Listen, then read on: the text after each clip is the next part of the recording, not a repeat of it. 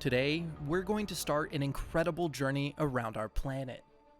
We are going to visit all of its countries and we'll learn the capitals, the flags, and the most beautiful places of each continent. And we're also going to explore fundamental information about the history, geography, demographics, and economy of each country.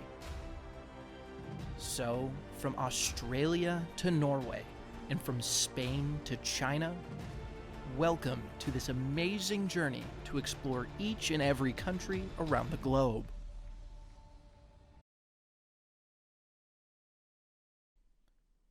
The Americas, containing both North and South America, are the second largest continent in the world, containing about 29% of the total land area.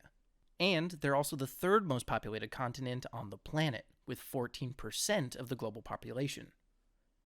So let's go ahead and get started in South America with Argentina, whose capital is in the city of Buenos Aires. The most spoken language here, like many South American countries, is Spanish. In most of America, Spanish is the widely spoken language, since most of the continent was conquered and colonized by the Spanish Empire. But don't worry, it's not the only language we'll talk about today. Back to Argentina, it is a huge country. In fact, it's the 8th largest country in the world by area. And with such a big size and a huge extension from north to south, it has a wide multitude of landscapes, from jungles in the north, to steppe deserts in the central regions, and even glaciers in the south.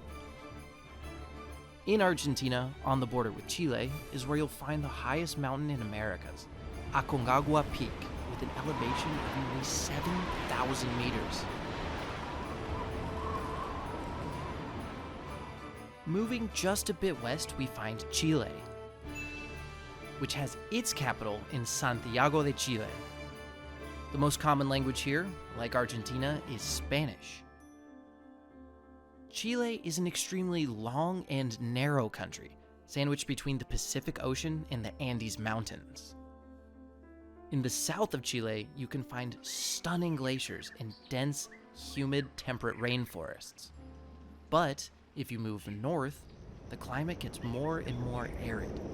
In the very north of the country, you find the Atacama Desert, the driest desert on Earth. There are some places in the Atacama Desert where it hasn't rained in centuries. Off the coast of Chile, you can also find the famous statues of Easter Island, which are a UNESCO World Heritage Site. Interestingly, there's a conspiracy theory that argues that there is a giant human sculpture inside the Earth, with the Easter Island revealing the heads of the statues, and the feet being shown on the other side of the world at Stonehenge in the United Kingdom. Bruh. Next, we have Uruguay, which is a very small country, and its capital is the city of, like this video. And the most spoken language in this country is subscribing. Yes, I know that might seem like a joke, but it's true. I'm not kidding. They later changed the name of the capital to Montevideo. However, it's good to honor the ancient gods. So if you are enjoying this video, please click like, subscribe, and also hit the notification bell, because doing something as simple as this is very, very helpful for making the channel grow. So if you do, thank you very much.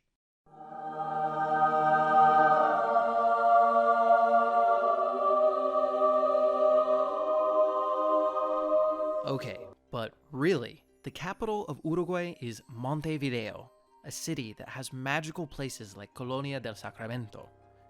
And, unsurprisingly, the most spoken language in this country is, you guessed it, Spanish. Very close by is Paraguay, with its capital in Asunción.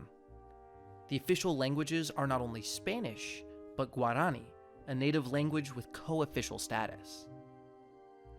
Before contact with the Europeans, there existed dozens of different families of languages in America. But today, the native languages are in decline and are spoken mostly only in rural areas. But Coming back to Paraguay, this country has large subtropical forests and an impressive set of Jesuit mission ruins to explore. Bolivia is another neighboring country. And although some may say that the capital is La Paz because the government is located there, the reality is that the capital, according to the constitution of the country, is actually Sucre. Here, like the rest of the countries, Spanish is the most common language, but 36 other native languages are also considered official. Bolivia and its neighbor Paraguay are the only two landlocked countries of all of the Americas. However, Bolivia used to have access to the sea, but in the War of the Pacific, Chile gained control of the coast, isolating Bolivia from the ocean. Bolivia is among the American countries with the largest percentage of native indigenous population. Slightly more than half of the inhabitants are purely native to the Americas. Bolivia is also one of the countries with the greatest potential mines in the world. Large quantities of gold, silver, copper, and other metals are extracted every year. Bolivia also has enormous reserves of lithium, a critical and crucial metal for electric batteries. But mining causes significant environmental damage and a lot of economic inequality, something that Bolivia has not yet been able to solve. And this used to be Bolivia's coastline. But wait, right. Chile took it in the War of the Pacific, leaving Bolivia without access to the ocean. Press F for Bolivia.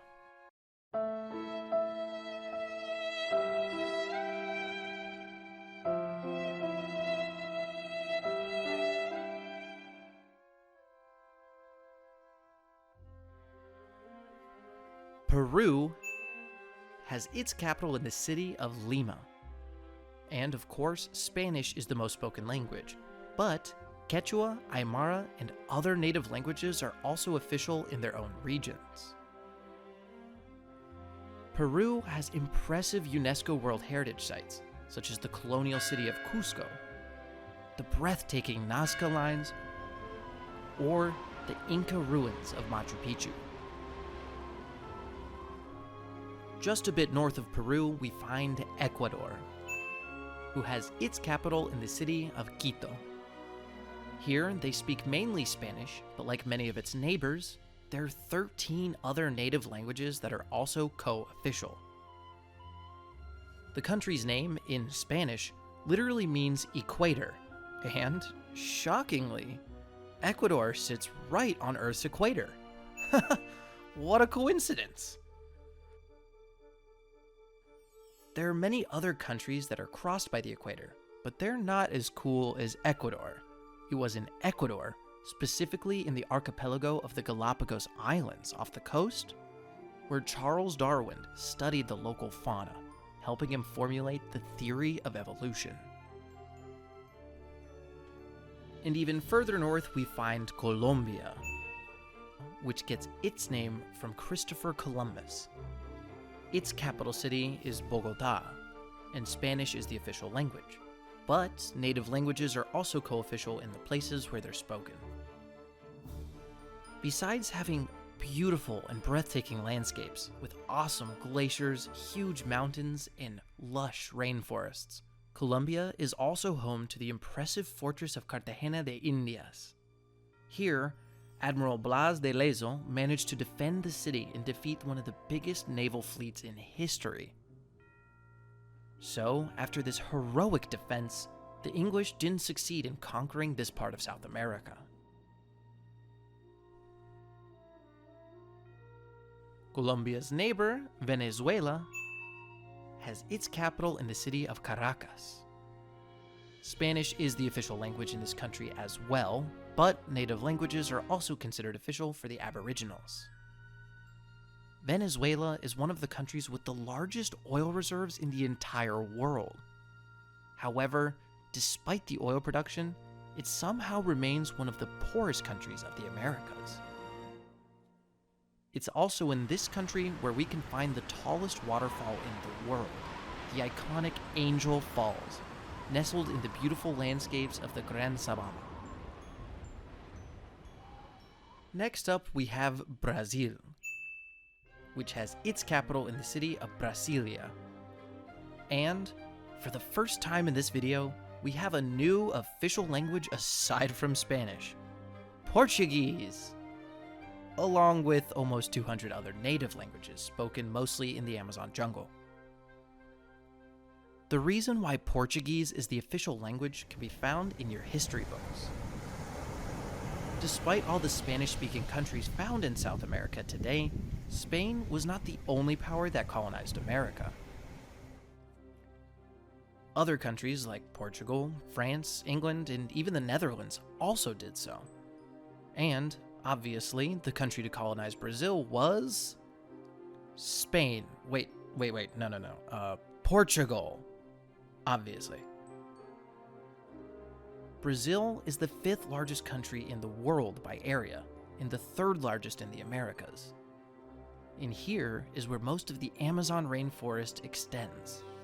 This jungle is the largest rainforest on our planet, and one of the places with the highest biodiversity in the entire world. Unfortunately, however, the rainforest is in danger. Each year, millions of trees are being cut down to make room for agricultural expansion and raising livestock.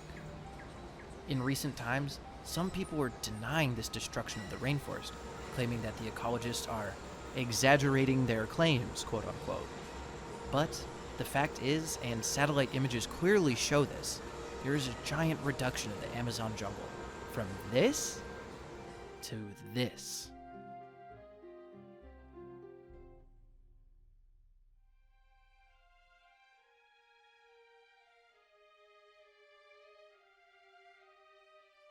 In all the South American countries I've mentioned, Spanish or Portuguese are spoken, in addition to many other native languages. This is because, as we all know now, Spanish and Portuguese navigators explored and conquered large parts of America. Both powers divided their spheres of influence in the Treaty of Tordesillas. West of the line, everything would belong to the Spanish crown, while east of the line, the lands would belong to Portugal. However, in South America, there are 3 areas where people speak neither Spanish nor Portuguese. They are 3 small territories with very low population densities and are practically covered by the jungle, so we'll just take a quick look at them. First, we have Suriname, who has its capital in the city of Paramaribo. Here, Dutch is actually the most spoken language. It is due, unsurprisingly, to Dutch colonization. Even if Portugal and Spain primarily dominated America, other European powers claimed certain territories and took control for themselves. Nearby is Guyana, whose capital is Georgetown, and English is actually the most spoken language here. Originally, this land was also a Dutch colony, but it eventually came under British control, turning into a British colony. A fun fact about this country is that almost a quarter of the population is actually Hindu. So, they practice a religion whose origin is in India, even if India never colonized South America, ever. But this is due to Indian migration during the British colonial period. After the abolition of slavery, England had to find some more, cheap labor. So, more than 300,000 Indians were sent from India, which at that point was an English colony, over to Guyana to work on the plantations. So, a century later, a large share of the Guyanese population has Indian ancestry. And the third and final small territory here is French Guiana. And based off that name, you might think that it's just like the other Guyana, but in a French version. Ooh la la! And it is. Its capital is Cayenne, and it's technically not an independent country since it still belongs to France. In actuality, it's an overseas region of France, so it's technically considered European territory. In fact, you can see a representation of the French Guiana on Euro banknotes. And another interesting fact is that, due to this territory, France's longest border is not with Spain, Germany, or any other European country, but actually Brazil.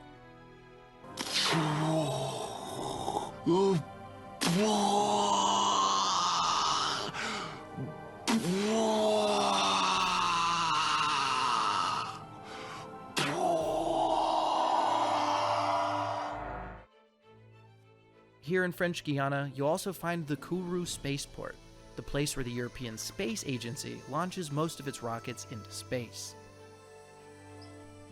And that just about wraps up South America, so let's move on to Central America, where we'll start with Panama.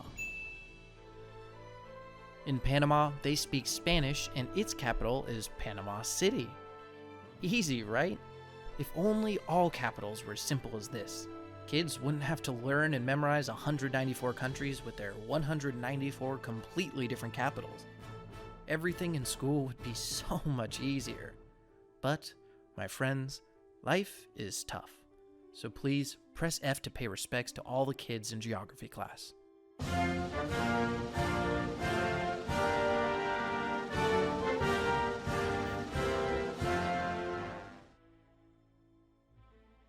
But we can't talk about Panama without, of course, mentioning the Panama Canal, one of the most impressive engineering feats in the world. The canal allows ships to cross the continent, connecting the Atlantic and Pacific Oceans.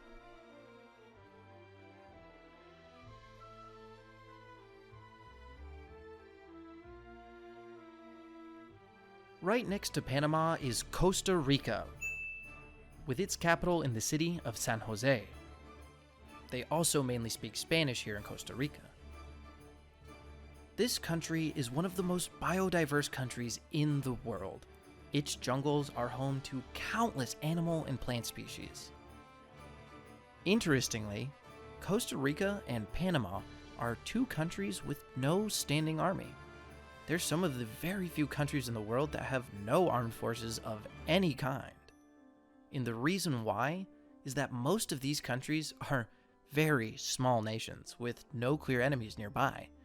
And even if they had some, they probably wouldn't stand a chance of defending themselves. To the north, we find Nicaragua, with its capital in the city of Managua. Spanish is the most spoken language here, and it is a country with stunning jungles and a large number of breathtaking volcanoes.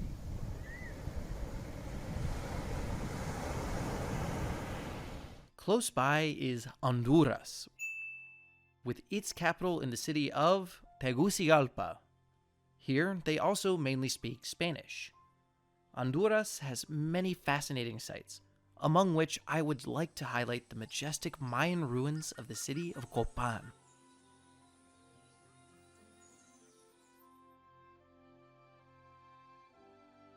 The small state located next to Honduras is El Salvador, whose capital is in the city of San Salvador.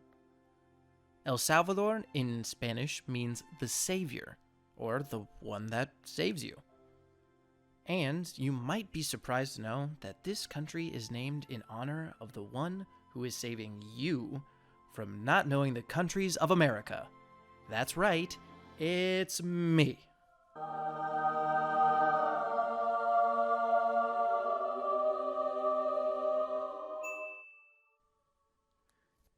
Well, no, that was a joke. It's named in honor of the other savior.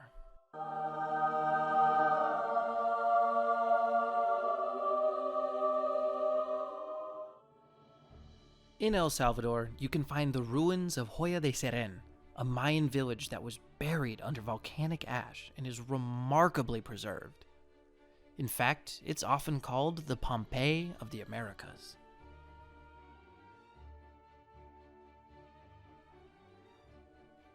To all of our students in geography class, you will be glad to know that the country Guatemala has its capital in Guatemala City. Another easy one for you, my friends. In this country, they also speak mainly Spanish, and we can also find Tikal National Park, which not only has dense, lush jungles, but also impressive Mayan structures.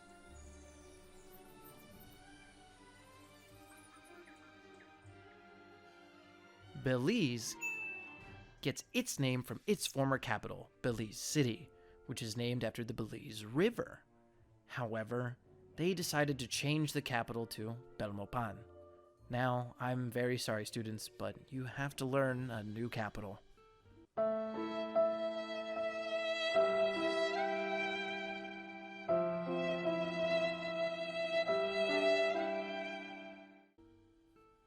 In Belize, surprisingly, the main language is actually English. Even if located in the Spanish sphere of influence, the area became a British colony, so they imposed their own culture on the area.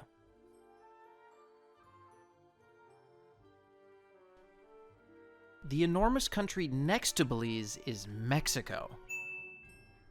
And once again, we have another easy capital here. Its capital is Mexico City. You're welcome, students.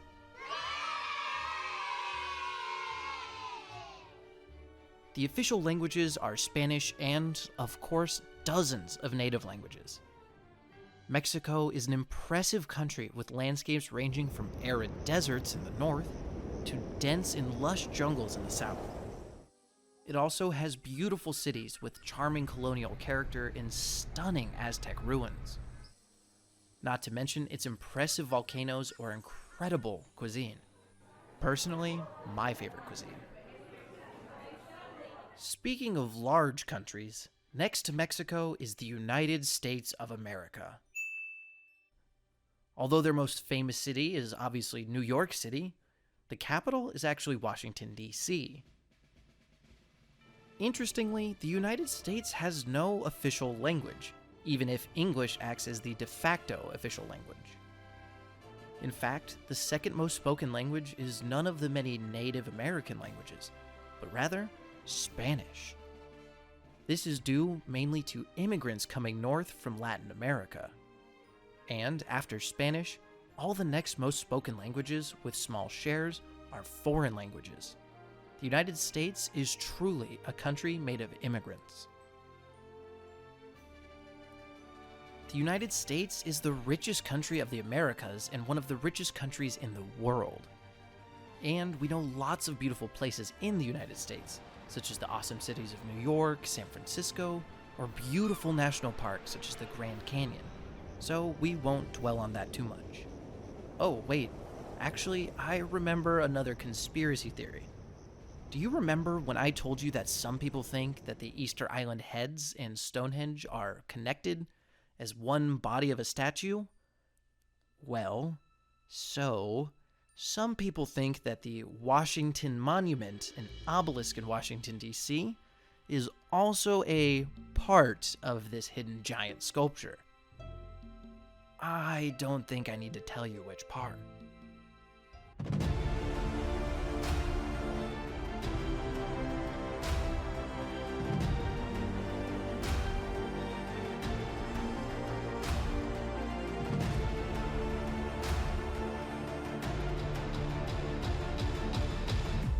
Bruh.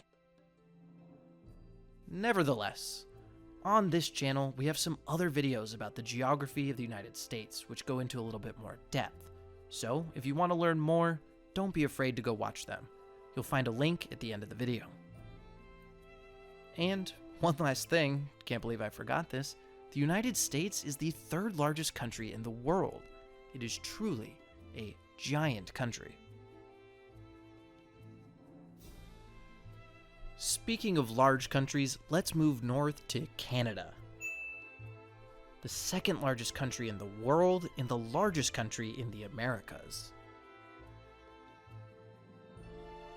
The capital of Canada is Ottawa, and there are two official languages, English and French. English is spoken in most of the country, while French is spoken primarily in the province of Quebec. This division has its origin in the colonial times. Part of today's Canada was originally colonized by France, while the rest was colonized by the United Kingdom. Canada is a vast country with breathtaking natural landscapes, largely untouched by humans. An interesting fact is that it was in Canada, specifically Newfoundland, where the Vikings arrived 500 years before Christopher Columbus. However, they weren't aware that they had reached a whole new continent. And in such a cold environment where farming was basically impossible, food was scarce, and the winters were harsh, the Vikings couldn't really do much. Moreover, they were attacked by the Native American people, and the Vikings likely died of starvation. Since they were never aware of reaching a new continent, and their presence didn't really have a significant impact on the Americas, Christopher Columbus is usually given much more of the credit. But let's go ahead and return south to the Caribbean, because we still have a few countries left to go. First, we have Cuba, who has its capital in Havana, a city with impressive colonial heritage. Spanish is the official language of this country, and it has a long history of difficult relations with the United States. It has been led by a series of communist-like dictators, so the United States imposed an economic embargo that has hindered its development for decades. Hopefully, this political situation will get resolved sometime soon, and the Cuban people can live free and prosperous once again. The archipelago between Cuba and the United States is the Bahamas, and its capital is Nassau. Here, they mostly speak English. Besides being a country with beautiful and breathtaking islands, the Bahamas is one of those countries specialized in, quote-unquote, banking services, if you know what I mean. Millionaires go there to evade taxes. That's what I mean. It was on one of these Bahamian islands where Christopher Columbus first landed in America. The island, called Guiana or San Salvador, is not specifically known today, but it has to be one of the hundreds of beautiful but tiny Bahamian islands. Even if they were originally colonized by the Spaniards, the archipelago later ended up under British control, so British culture was imposed there, and hence the English language. Next, we find Jamaica, who has its capital in the city of Kingston. Here, English is the official language. However, the primary spoken language is an English-based Creole language called Jamaican Patois. It's kind of like a dialect from English with African and Spanish influences. This small island is actually a powerhouse in the Olympics, especially in track and field, where they have impressive sprinters, most famously Usain Bolt, a true legend of the sport.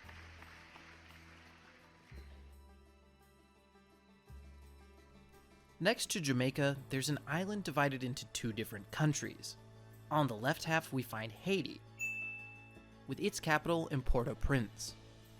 There are two official languages in Haiti: French, due to the period of colonial French control, and Haitian Creole, another Creole language, this time based on French instead of Spanish and African influences. These Creole languages, derived from the original colonial language, are quite common on these islands and exist in many of the surrounding countries. Haiti is the poorest country of the Americas and one of the poorest nations in the world. It faces serious violence problems caused by gangs, and hurricanes hit the country year after year. And if this weren't enough, it has suffered 2 devastating earthquakes in recent years.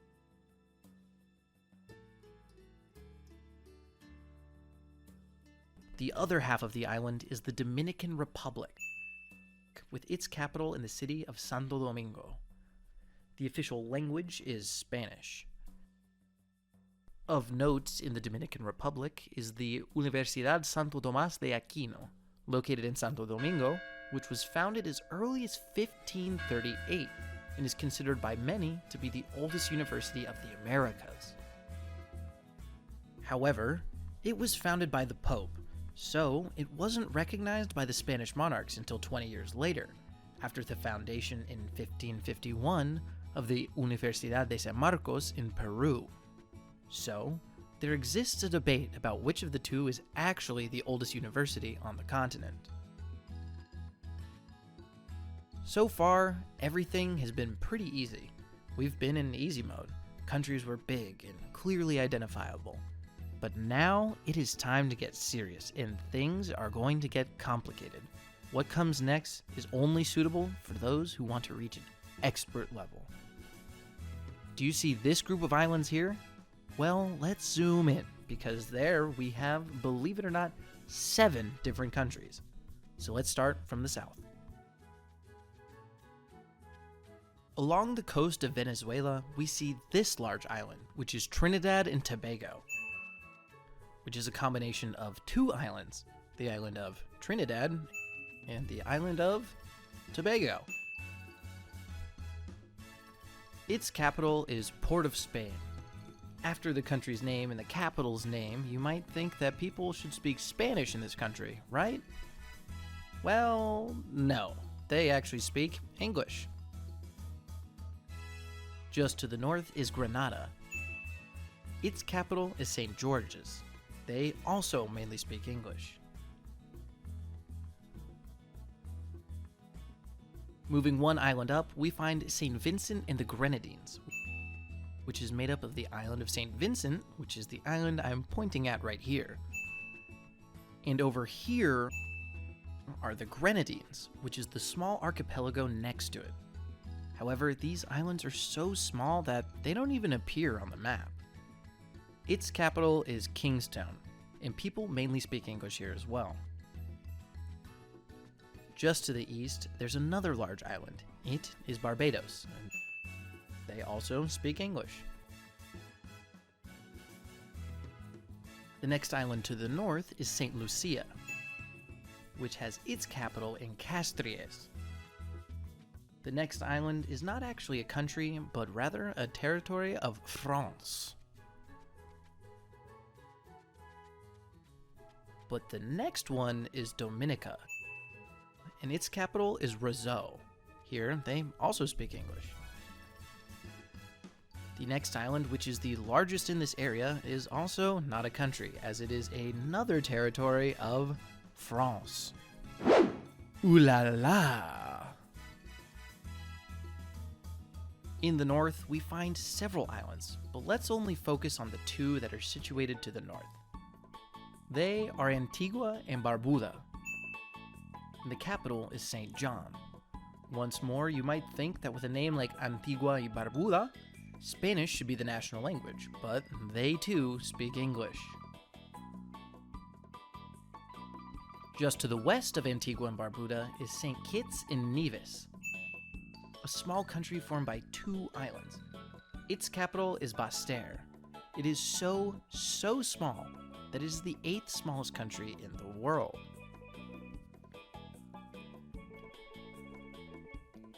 In the Americas, it's really fun to find such a wide variety of countries, from the 8th smallest to the 2nd largest, and from one of the poorest in the world to one of the richest. It's truly one of the most diverse and interesting places on the globe. Up to now, I highlighted all of the countries of America, but you may have noticed that some areas were never explained. That's because they're not independent countries, but rather they belong to other nations as territories. We already covered French Guiana earlier in the video, so we're going to go ahead and skip that one. However, France also owns Martinique, Guadeloupe, St. Barthélemy, and St. Martin. The Netherlands owns Aruba and Curaçao. The United Kingdom owns the Cayman Islands, Turks and Caicos Islands, British Virgin Islands, Anguilla, Montserrat, and in the very south, the Falkland Islands. The United States owns Navassa Island, the US Virgin Islands, and of course, Puerto Rico. And finally, Denmark owns Greenland. You may have noticed that Spain and Portugal, the 2 powers that first conquered vast parts of these countries, today own no territories there. Some of these territories now mentioned have the same rights and obligations as the rest of the fellow citizens in their homelands, but others still have semi-colonial status. So, believe it or not, here in the 21st century, there's still territories to decolonize in America.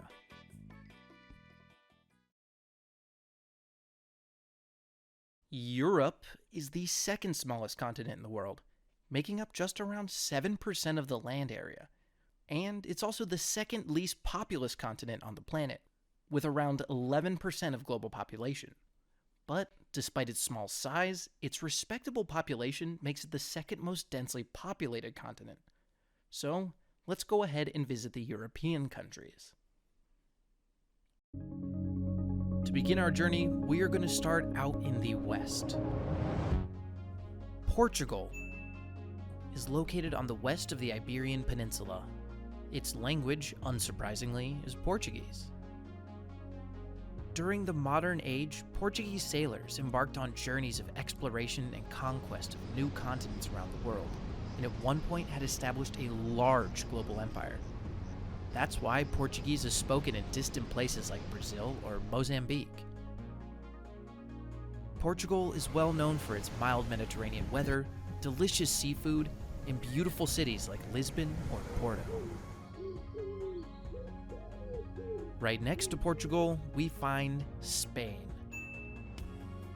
The capital of Spain is Madrid, and in Spain, there is an official language common to the entire country, Spanish. But there are several co-official languages like Galician, Basque, Catalan, and Valencian. Spanish is one of the most widely spoken languages in the world because Spaniards, like the Portuguese, also explored vast regions of the world during the modern age and created a vast colonial empire throughout North and South America. In fact, the first circumnavigation around the world was accomplished by Spanish sailors. Aside from that, Spain is also famous for its good food, beautiful coastlines, and inspiring cities like Barcelona, Sevilla, or Toledo. Just north of Spain is France, whose capital is in the city of Paris. And I'll bet that all of you know at least something about France, the country of baguettes, croissants, and smelly cheese. In France, the official language is, you guessed it, French. This language is also widely spoken in Canada and Africa because these territories were former French colonies. France also has famous cuisine and beautiful places like Paris or Strasbourg. But the very best France gave to the world was the best general, the smartest guy, the great, the unique, Napoleon Bonaparte.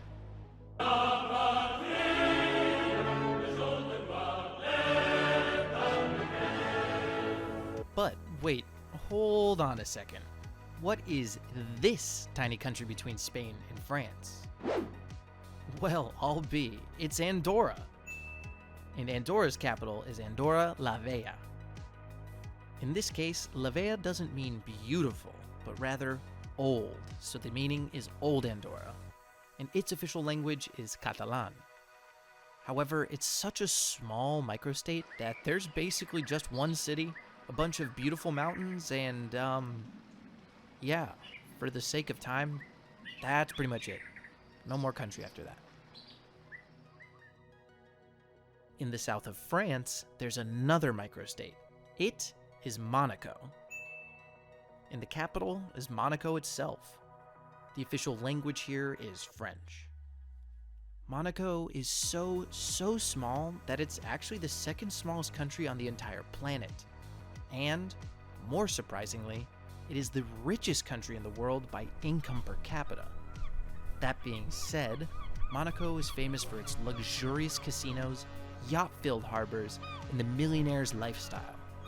Also, every year, it holds one of the most impressive F1 urban races. Next, we have Italy, which has the mighty and historic city of Rome as its capital. Its main language here is Italian. Italy houses some of the most marvelous works of art found in the cities of Rome, Florence, or Venice, including masterpieces like David by Michelangelo or The Spring by Botticelli. Italy is also famous for its food, namely pizza and pasta. Its good weather, and its crazy drivers. More than 2,000 years ago, the Romans, ancestors of today's Italians, conquered vast regions of the Mediterranean, forming the famous Roman Empire. Back then, Romans spoke Latin, a language that, over the centuries, evolved into a variety of Romanic languages. So that's the reason why some European languages seem so similar. Within Italy, there are two microstates. In the heart of the city of Rome, there is the Vatican City, the smallest and least populated country in the world. Barely 600 people even live there, most of whom are priests and nuns. And its total area is only 0.5 square kilometers, just something like, 50 football fields. So it is really, really small. Its highest authority is the Pope, who is elected for life, so the Vatican is considered an elective monarchy. But despite its tiny size, the Vatican houses incredibly valuable monuments. The majestic St. Peter's Square, designed by the genius Bernini, St. Peter's Basilica, designed by Carlo Maderno, and of course the Vatican Museums, which have an impressive collection of iconic sculptures and paintings. The other microstate surrounded by Italy is San Marino, whose capital is also named San Marino. It is so small that there's really not much to see, but it has many cool castles and some beautiful cities. But despite the name San Marino, don't try to take a trip to the beach because it is very far from the sea. Next up, we have Switzerland, which is known for being the country of Haiti. Its capital is Bern, and despite its small size, there are actually 4 official languages: German, French, Italian, and Romansh. This is due to the fact that Switzerland is actually the Swiss Confederation, one of the few confederations left in the world. It's made of 26 confederated cantons or states. Each of them holds autonomy over their own region. Switzerland is one of the most beautiful countries in the world, as it is located in the heart of the Alps, so it has breathtaking mountainous landscapes. It is also one of the wealthiest countries in the world. Basically, it's due not only to strong industry, but also due to something called banking secrecy. Even if today banking secrecy is not as secret as it used to be, the country receives fortunes of criminals from all over the world without anyone asking about their origin. And I'm sure that that kind of money can really help develop the Swiss economy. Heading further north and crossing the English Channel, we find the United Kingdom of Great Britain and Northern Ireland, which is kind of a mouthful, so it's usually just called the United Kingdom or Great Britain. Some people refer to it as England, but this term isn't fully accurate. The United Kingdom is made up of 4 territories considered constituted nations: Northern Ireland, Scotland, Wales, and England. So, England can be considered the origin of this country, but it's only a part of it. The capital of the United Kingdom is London, and English is the most spoken language, although there are other languages like Scottish, Irish, or Welsh. English is one of the most widely spoken languages in the world, since the British were also into exploring and colonizing various parts of the world. Although the country may not be famous for its weather or amazing food, it has many beautiful cities like London or Edinburgh, and interesting historical monuments like the Stonehenge or Hadrian's Wall.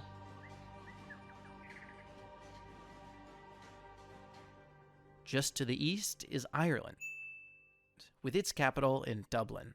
The 2 main languages here are Irish and English.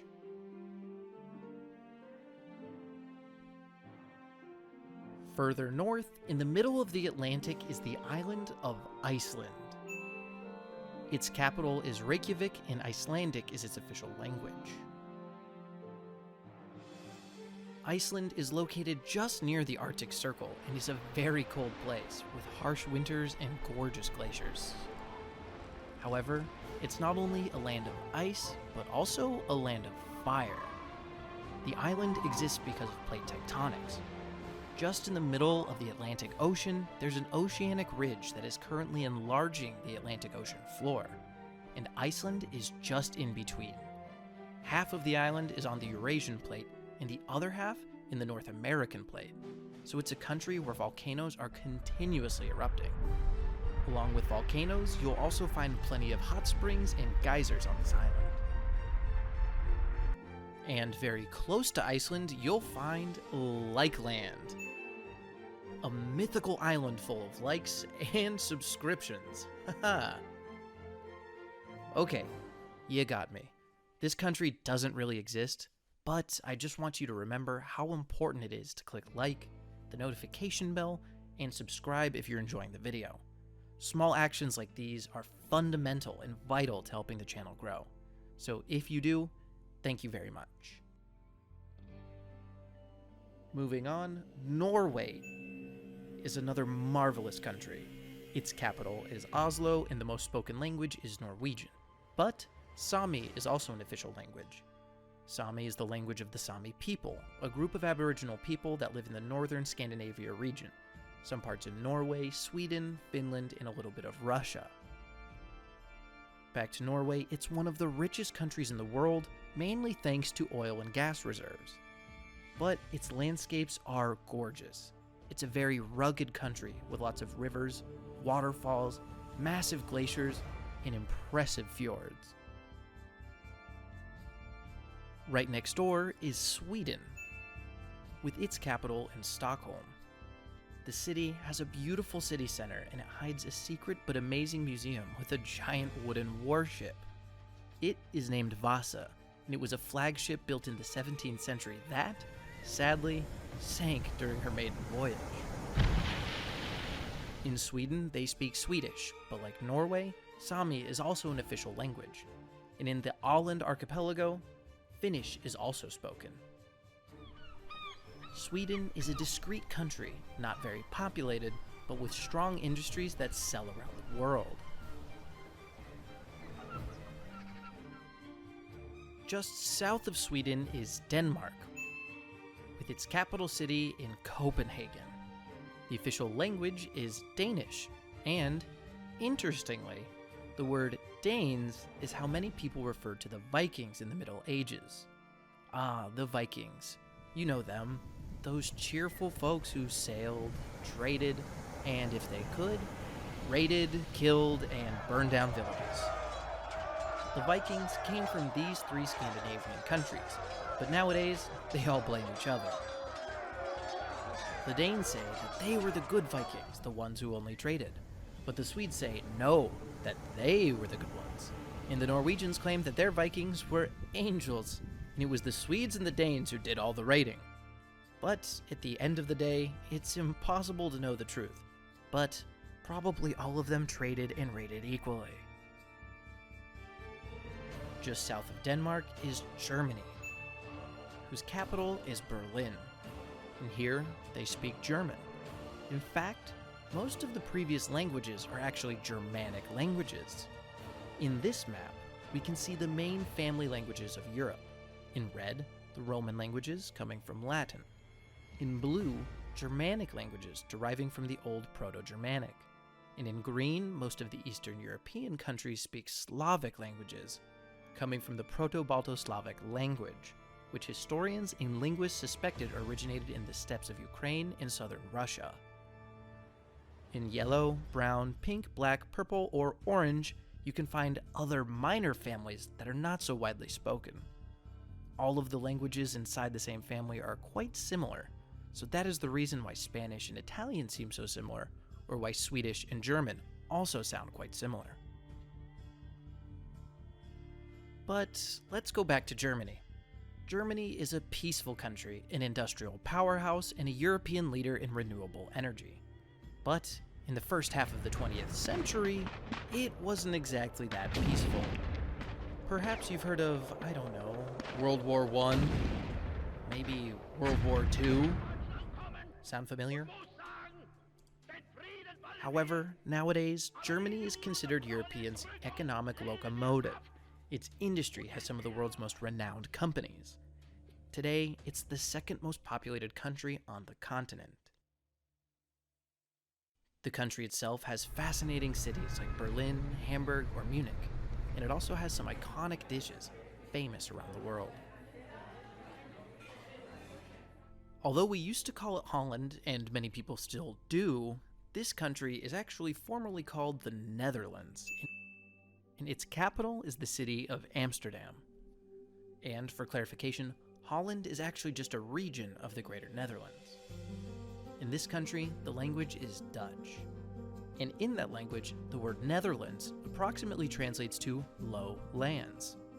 This is a pretty apt name for the country, seeing as it's quite flat, with the highest peak at only 322 meters.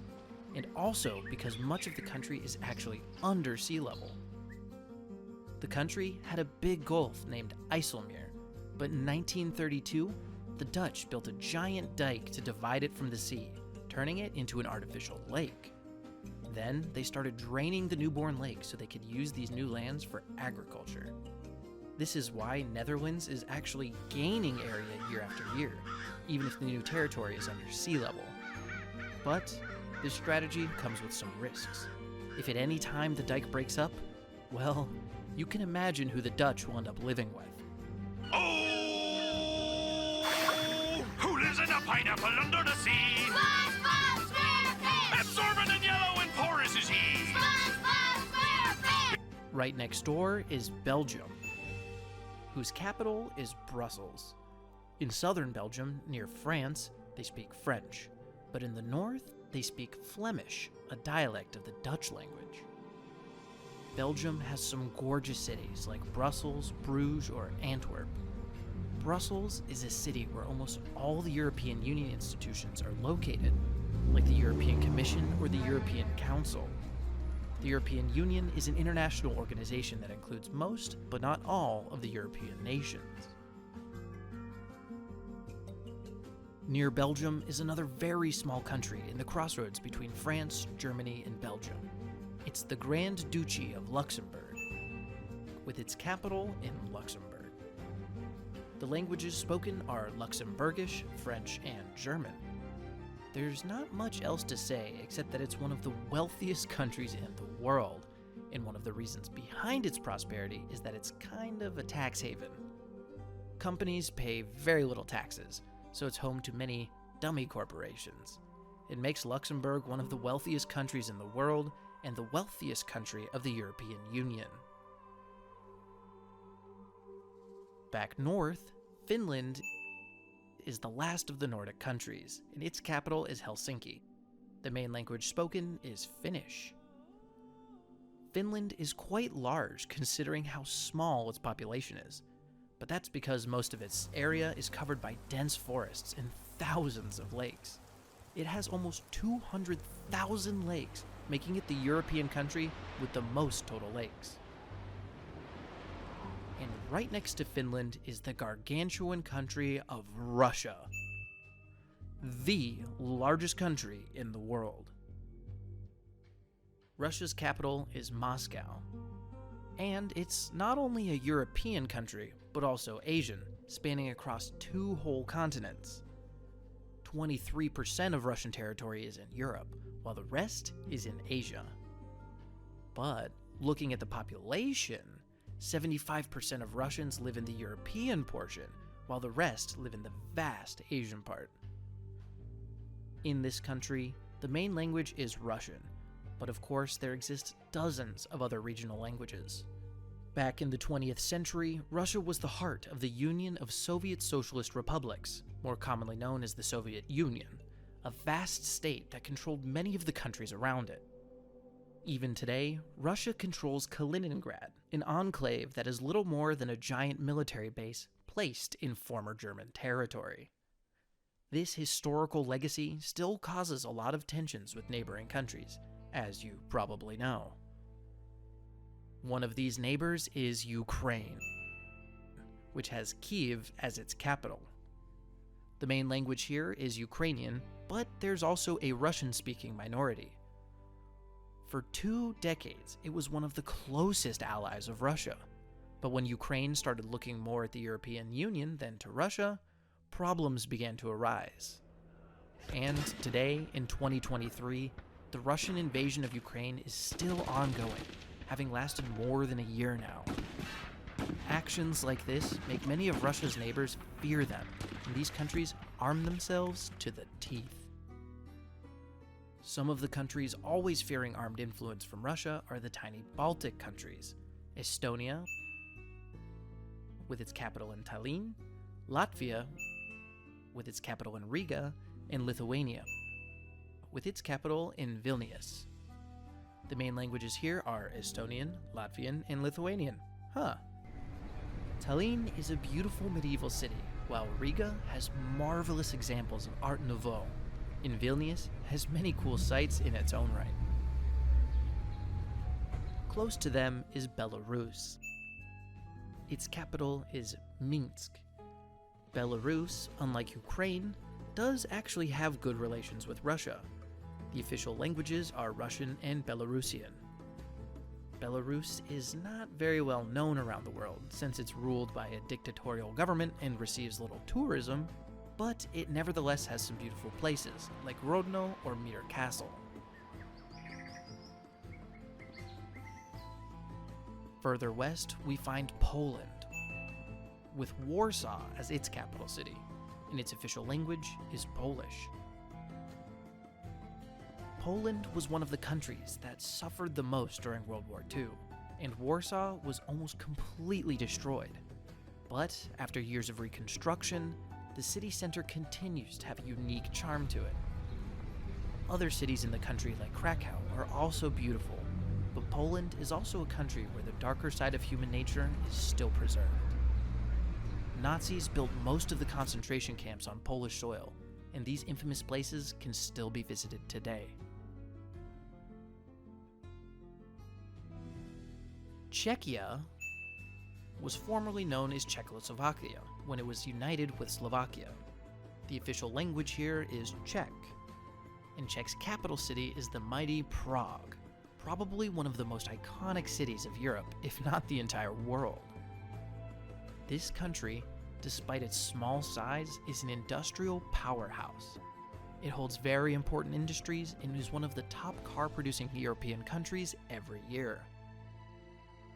Slovakia, the other half of the former Czechoslovakia, has its capital in the city of Bratislava. The language is Slovakian. Some really cool places like the Orava Castle or the Banská Štiavnica can be found here.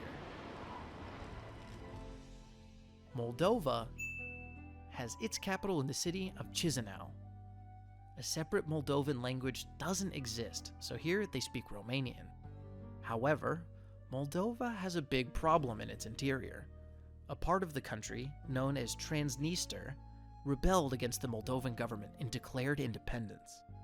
No country officially recognizes this region as an independent country, but Russia placed some thousands of soldiers in between the two to avoid any Moldovan attempt to retake the territory. But after the war in Ukraine, the Ukrainians declared that if they win the war, they might help Moldova reconquer Transnistria.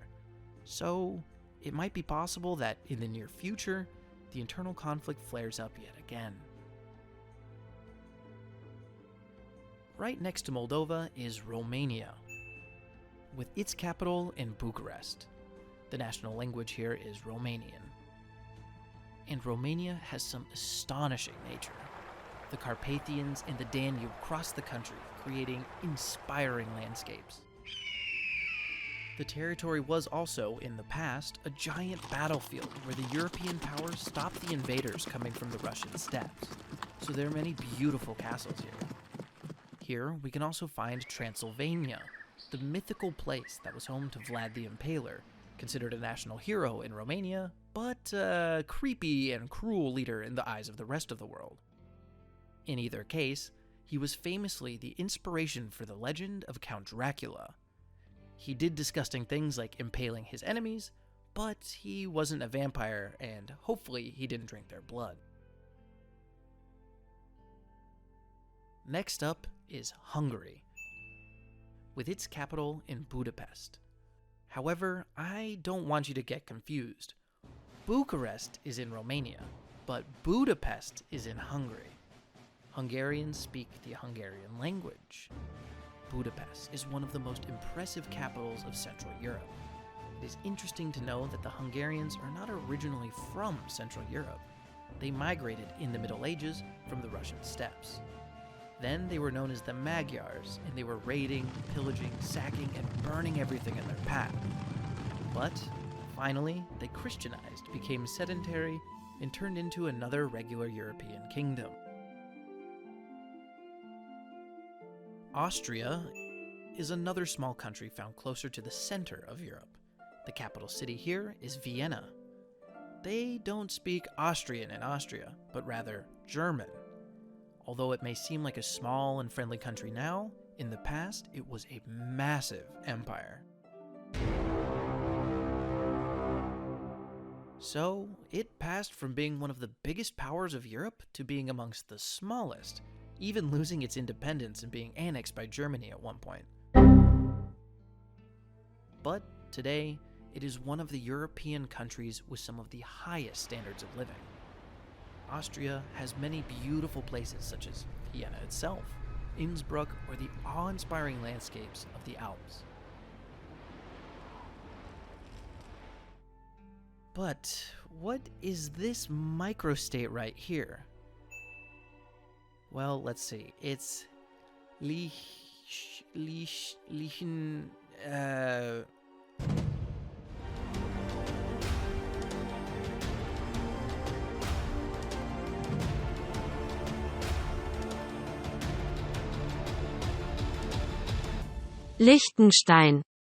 Liechtenstein.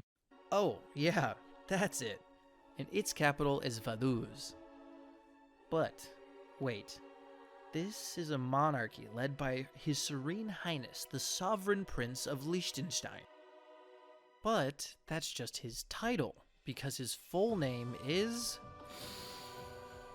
Johannes Hans Adam Ferdinand Alois Joseph Maria Marco de Avellano Pius van Liechtenstein. Oh.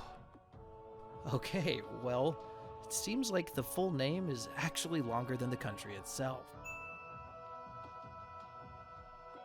Once again, despite its tiny size, it's actually one of the richest countries in the world. Its wealth, like in Monaco, is coming from its small size and population, and due to their ability to act as a tax haven for wealthy individuals. Now, we're moving south to the Balkans. In this area, in the 20th century, students only had to learn a single country, Yugoslavia. But it eventually fragmented into multiple little countries. So where students used to memorize a single country with a single capital, now they have to learn 7.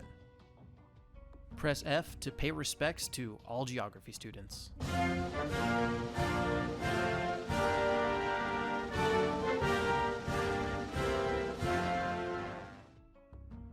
These countries are Slovenia, with its capital in Ljubljana, Croatia, with its capital in Zagreb, Bosnia and Herzegovina, with its capital in Sarajevo, Montenegro, with its capital in Podgorica, Macedonia, with its capital in Skopje, Serbia, with its capital in Belgrade, and Kosovo, with its capital in Pristina.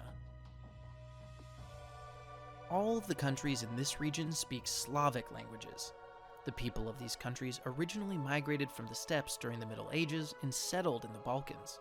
So even if each is slightly different, their languages are all pretty similar. All the former Yugoslavian countries are characterized by lush vegetation, impressive mountain ranges, and beautiful historic towns with amazing food. Actually, quick side note. Not all countries in the world recognize Kosovo. Between 1998 and 1999, there was a conflict between Serbia and Kosovo. Kosovo eventually declared independence, and while many countries recognize it as an independent country, some others don't.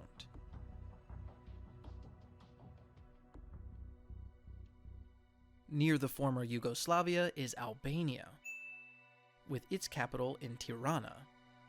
In Albania and Kosovo, they speak the Albanese language, and they are the only two Muslim countries of Europe. As you can see in this map, there are a few Muslim-majority regions in Europe. In this area, in the Balkans, it's due to the presence of the Ottoman Empire, a Muslim superpower that ruled the area during the 16th, 17th, 18th, and part of the 19th centuries. An interesting and crazy fact about Albania is that despite its little size, it is the most heavily fortified country in the world. Hundreds of thousands of bunkers were built during Hosea's dictatorship, in the meadows, in the beaches, in the cities, in the mountains, everywhere. But today, they are abandoned, and some of them have been repurposed for more interesting uses.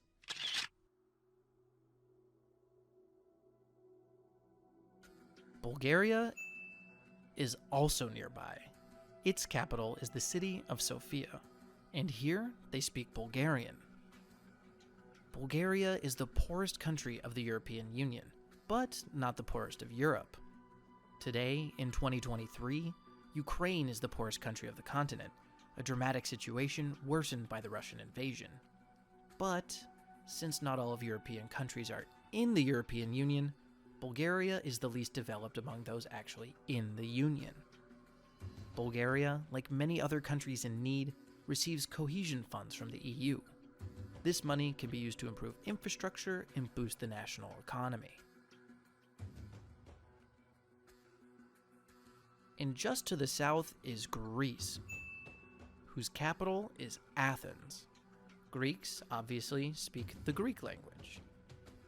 This territory is home to the ancient Greeks, a marvelous civilization that created impressive works of art and architecture such as the Parthenon or the Theater of Epidaurus. Moving into the Mediterranean, just south of Italy, there is a small island that is also an independent country. Its name is Malta, with its capital in Valletta, a wonderful city. Here there are two official languages, Maltese and English. This small nation, consisting of only 3 main islands, is amongst the smallest countries in the entire world. Another independent island is Cyprus, with its capital in Nicosia. Cyprus is home to a dramatic situation. Its population is divided into 2 main ethnic groups, Greeks and Turks, which have had a difficult relationship. In the 70s, pretending to save the Turkish ethnic group, Turkey invaded the northern half of the island, resulting in a partition of this island. Turkey created the Turkish Republic of Northern Cyprus, a kind of puppet state that no country in the world but Turkey itself actually recognizes as a sovereign country. In the north, they speak Turkish, while in the south, they speak Greek. And finally, we're going to discover 4 countries that, due to their situation in the limits between Asia and Europe, are sometimes considered Asian and at other times considered European. This is the Caucasus region, and there are 3 small countries. Georgia, with its capital in Tbilisi. Here, they speak Georgian. To the east, there's Azerbaijan, with its capital in Baku, and they speak Azerbaijani. And bordering both of them is Armenia, with its capital in Yerevan. And of course, here they speak Armenian. This country, located in the middle of many Muslim countries, actually became the first state in the world to adopt Christianity as its official religion. And finally, we arrive at Turkey, whose capital is the city of Ankara. Here, of course, they speak Turkish. Some people consider it to be part of Asia because most of its territory is on the Asian continent, while others argue that due to the presence of this small part, it makes it enough to consider it part of Europe. So, what do you think? Do you think that these 4 countries should be considered European or Asian? Or should we consider only some of them European and others Asian? It's kind of complicated, but let us know in the comments what you think.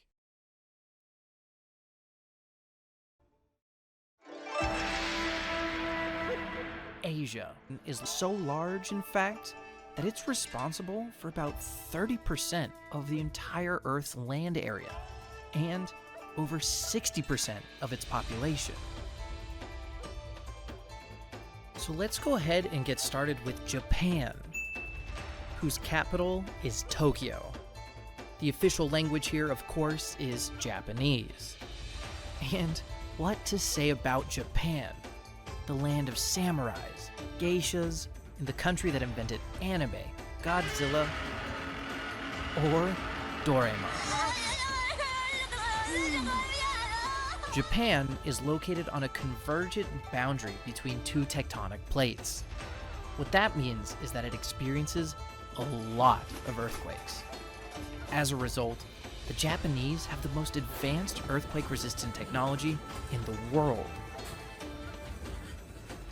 But despite that, sometimes disasters can't be avoided, like in 2011 when an earthquake caused a massive tsunami that devastated the Fukushima nuclear power plant, leading to an ecological catastrophe. Very close by, we find North Korea, with its capital in Pyongyang, and South Korea, with its capital in Seoul. In both countries, they speak Korean. And, well, as you can imagine, it sounds like these countries should be one country, Korea, and not 2, North and South Korea. But these 2 have some, let's say, intense history. During World War II, Japan had invaded the entire Korean peninsula, but Japan then lost the war. From there, the United States temporarily occupied the southern zone, and the Soviet Union occupied the northern zone. Since the Soviet Union was communist, it implemented a communist regime. But the United States was capitalist, so it set up a capitalist country. Later on, the North tried to invade and conquer the South, but failed thanks to the assistance of the United States.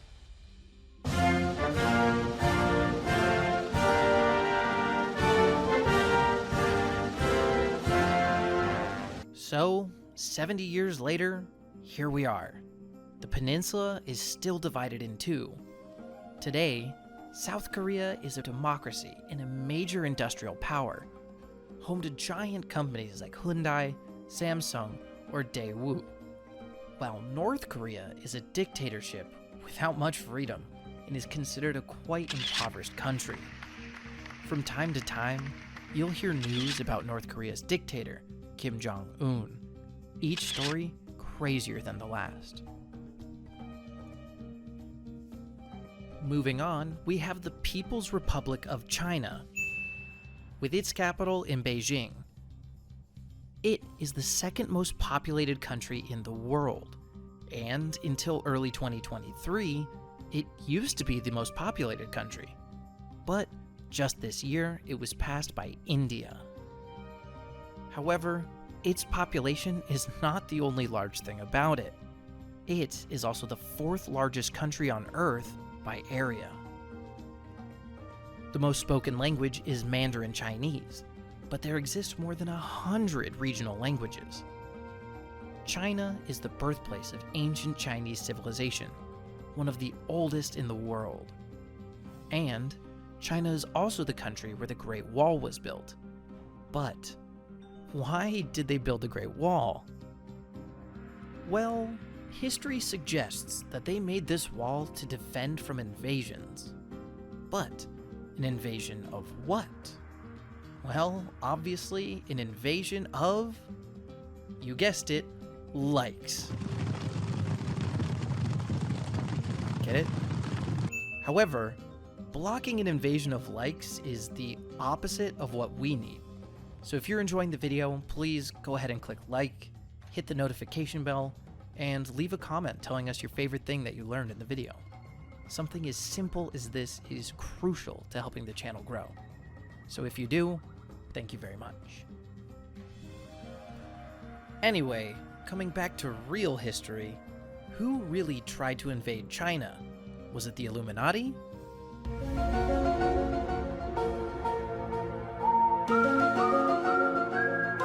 The lizard people?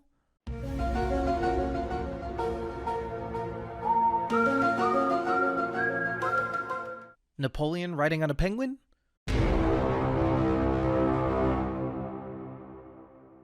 Well, you'll find out soon enough.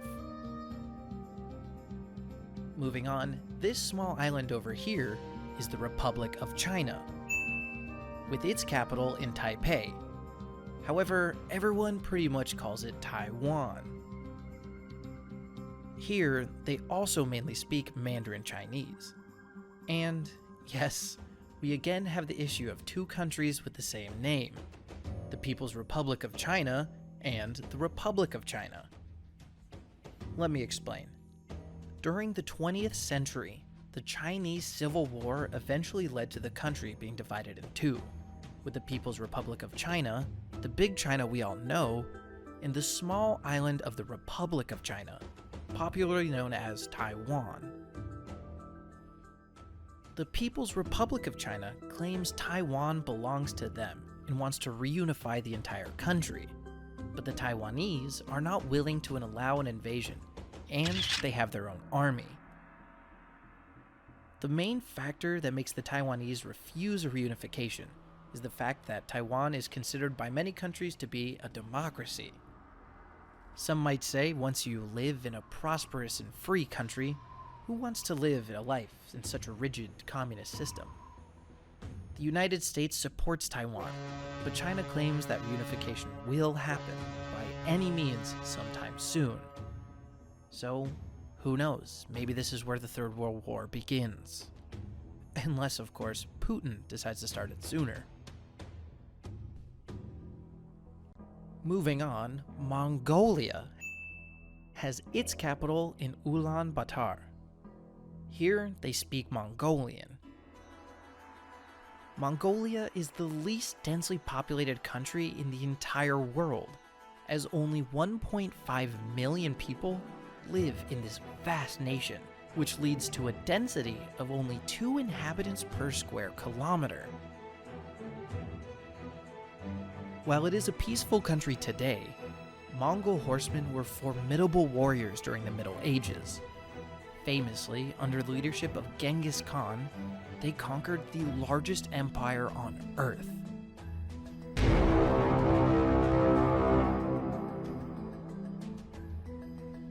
Essentially, this is what the Great Wall of China was actually for. The Chinese built it to protect themselves from the inhabitants of the Mongolian steppes. But I have to tell you, the Great Wall didn't work. The Mongols eventually conquered China. Press F to pay respects to the Chinese.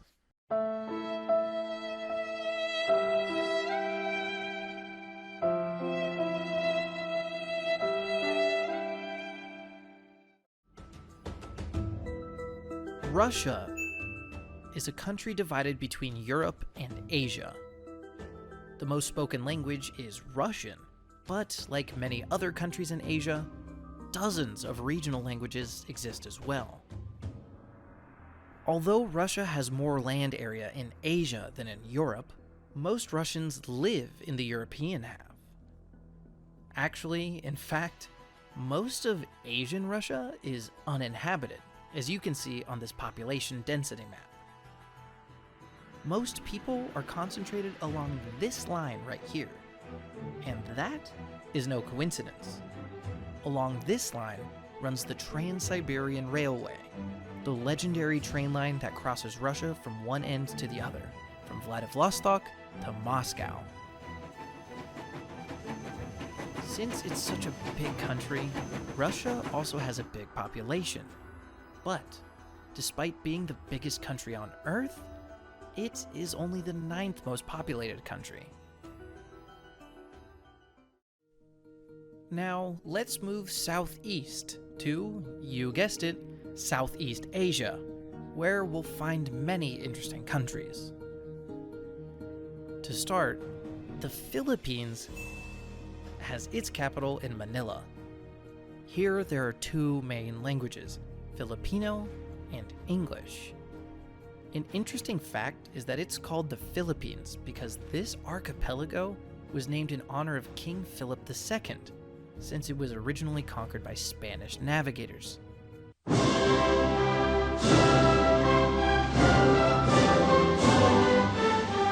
But 400 years later, the archipelago was controlled by the United States, which is a reason why English is another official language here.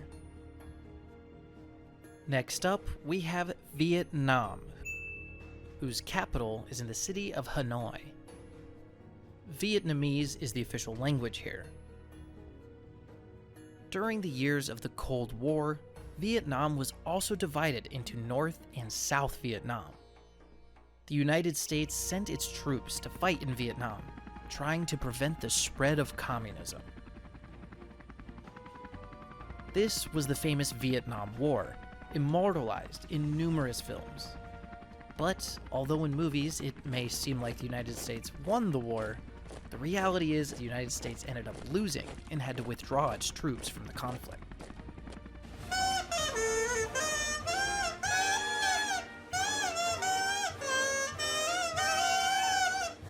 Close by is Laos, whose capital is Vientiane and whose official language is Lao.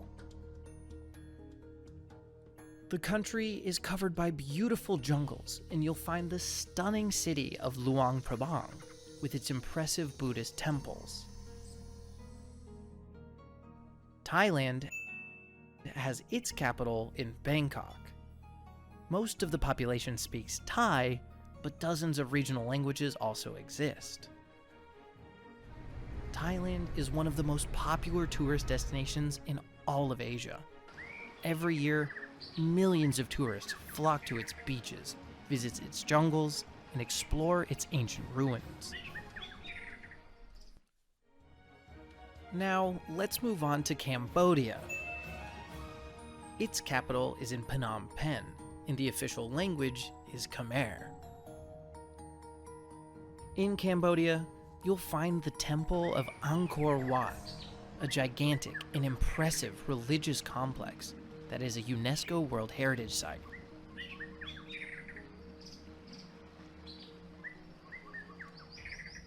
Malaysia has Kuala Lumpur as its capital, and the most spoken language is Malay.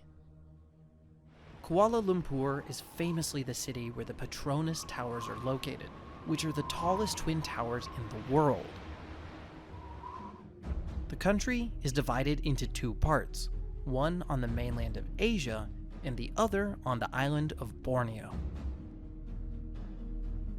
Brunei is a microstate whose capital name is almost as large as the country itself. Its capital is called Bandar Seri Begawan. They also speak Malay. It is one of the richest countries in Asia, mainly because very few people live there, and they also have a lot of oil reserves. Next, we have Singapore, with its capital in Singapore itself. It is another microstate. In fact, it's basically a city-state. It is the most densely populated country in the entire world, with 7,500 people per square kilometer. However, despite its small size, its port is one of the most important in the entire world, as it is located in a strategic position in the middle of shipping routes between Asia and Europe. Singapore may not have oil, but it is a powerhouse in the chemical industry, technology, and trade, making it one of the wealthiest countries in Asia. Singapore was originally a small fishing town until it became a British colony. From there, it started growing due to its strategic location and received migrants from many surrounding areas. Its population, since then, is very diverse, and it has 4 official languages: English, Malay, Tamil, and Mandarin Chinese. Indonesia occupies a large archipelago. Its capital is Jakarta, and the most spoken language is Indonesian. But, naturally, hundreds of regional languages can be found within the vast number of islands. It is the 3rd most populous country in Asia and 4th in the entire world, although some islands are more heavily populated, while others have basically no inhabitants. Indonesia is located on the boundary between 2 tectonic plates, making it a country with significant seismic and volcanic activity. The most powerful volcanic eruption ever recorded occurred in 1883 at Mount Krakatoa in Indonesia.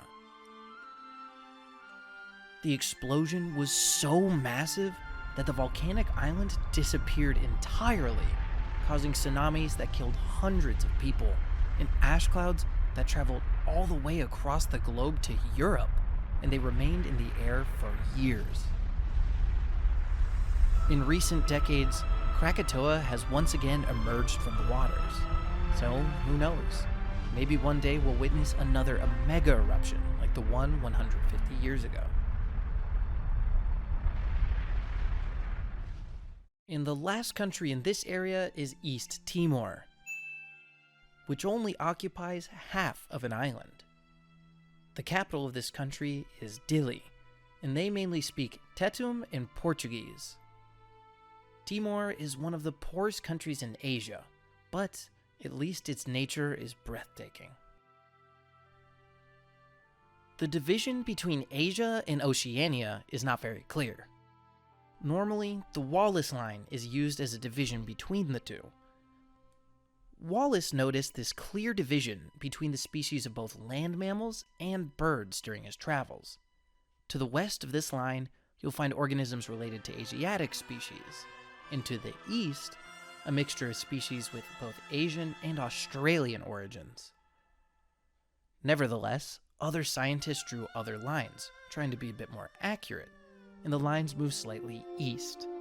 So, in this video, we will consider the Lydekker line as the outer limit. And, as such, East Timor is technically in Asia, and Indonesia extends between Asia and Oceania. Now, we return back north to Myanmar, whose capital is in Naypyidaw. Formerly known as Burma, its capital was Yangon, which was also previously known as Rangoon. Here, they speak Burmese, but, like other countries, some regional languages also exist. In 2021, the military staged a coup against the government, and in a strange twist of fate, an aerobics teacher who recorded herself every morning in front of the Parliament building unknowingly captured the moment when the military entered the Parliament to carry out the coup. Next is India, with its capital in New Delhi. It has 2 official languages, Hindi and English, but of course it has hundreds of regional languages as well. It was the 2nd most populous country in the world, but in 2023, it became the #1 most populated country. India has impressive monuments like the Taj Mahal or the Red Fort in Agra, and if you complain about how crowded public transportation is during rush hour in your city, well, let me show you some images of trains in India.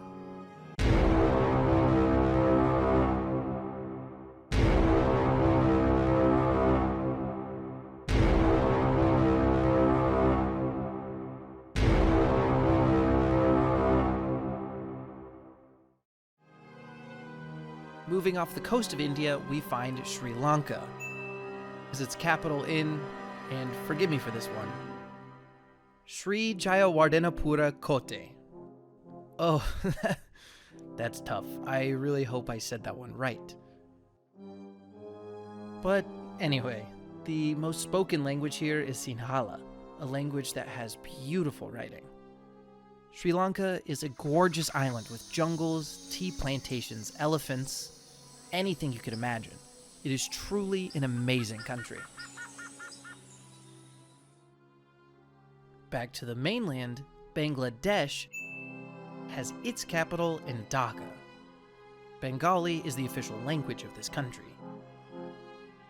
And despite its small size, it has nearly 180 million inhabitants, which means it has a very high population density. It is the 8th most populated country on Earth. So many people can live there because it's a very fertile area, ripe for agriculture.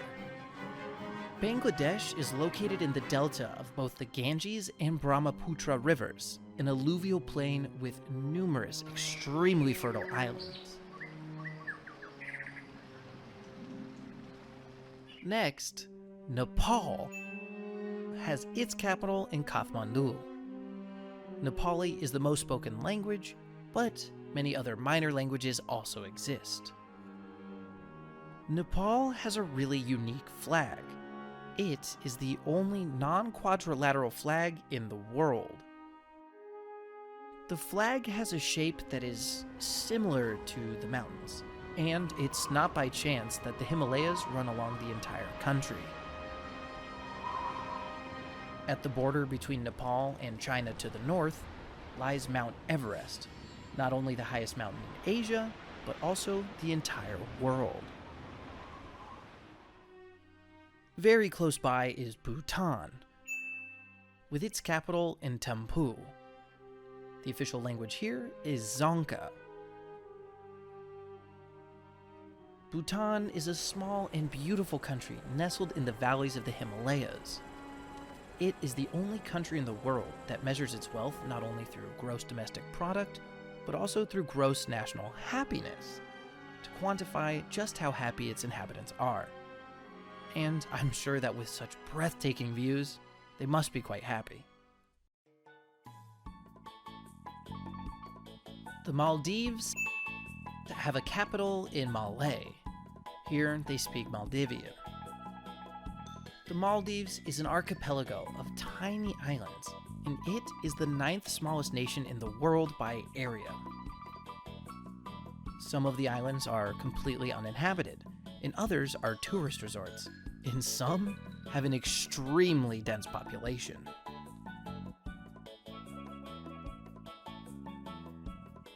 And while it is beautiful, there is a sad fact about this country. The tallest mountain, if you can even call it that, has a height of only 2.8 meters. So, in such a flat country surrounded by water, you can imagine what's going to happen with the climate change and its effect on rising sea levels. The Maldives are going to end up underwater, and if people don't leave in time, I guess they're going to end up living with their new neighbor. Oh! Who lives in a pineapple under the sea? SpongeBob SquarePants! Absorbent and yellow and porous is he. SpongeBob SquarePants! Next up, we find Pakistan, whose capital is in Islamabad. The two official languages here are English and Urdu, but of course, there are dozens of minor languages throughout the country. This country is basically located in the Indus River Valley, which is the furthest point reached by Alexander the Great and his army. So, if Alexander's empire still existed today, students would have to learn a lot less countries in geography class. But unfortunately, his empire no longer exists. Press F to pay respects to students everywhere.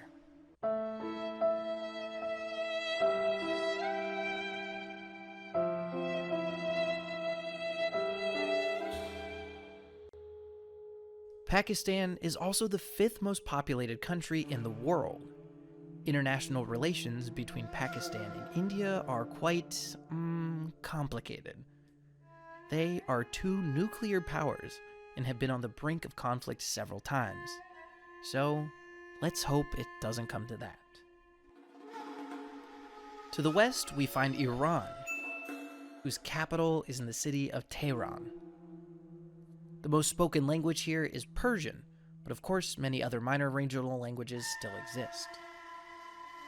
This country is the birthplace of ancient cultures like the Persian Empire and the Sassanid Empire.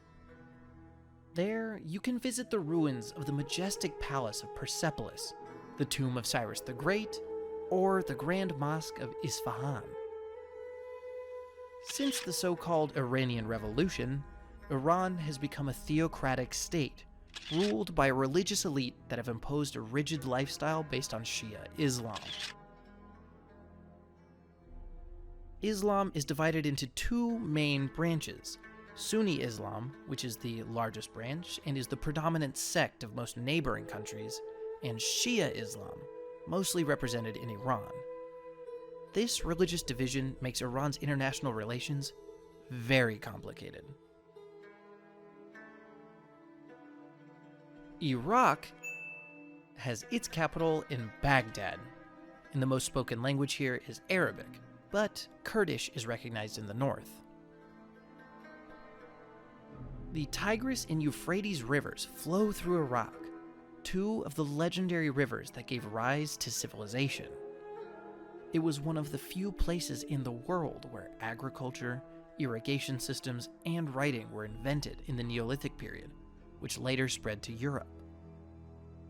Here in Iraq, you can visit the ruins of Babylon and the remains of some Mesopotamian ziggurats.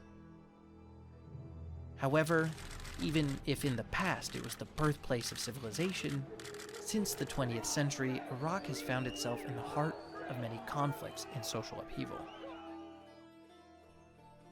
Right next to Iraq is Kuwait, with its capital in Kuwait City.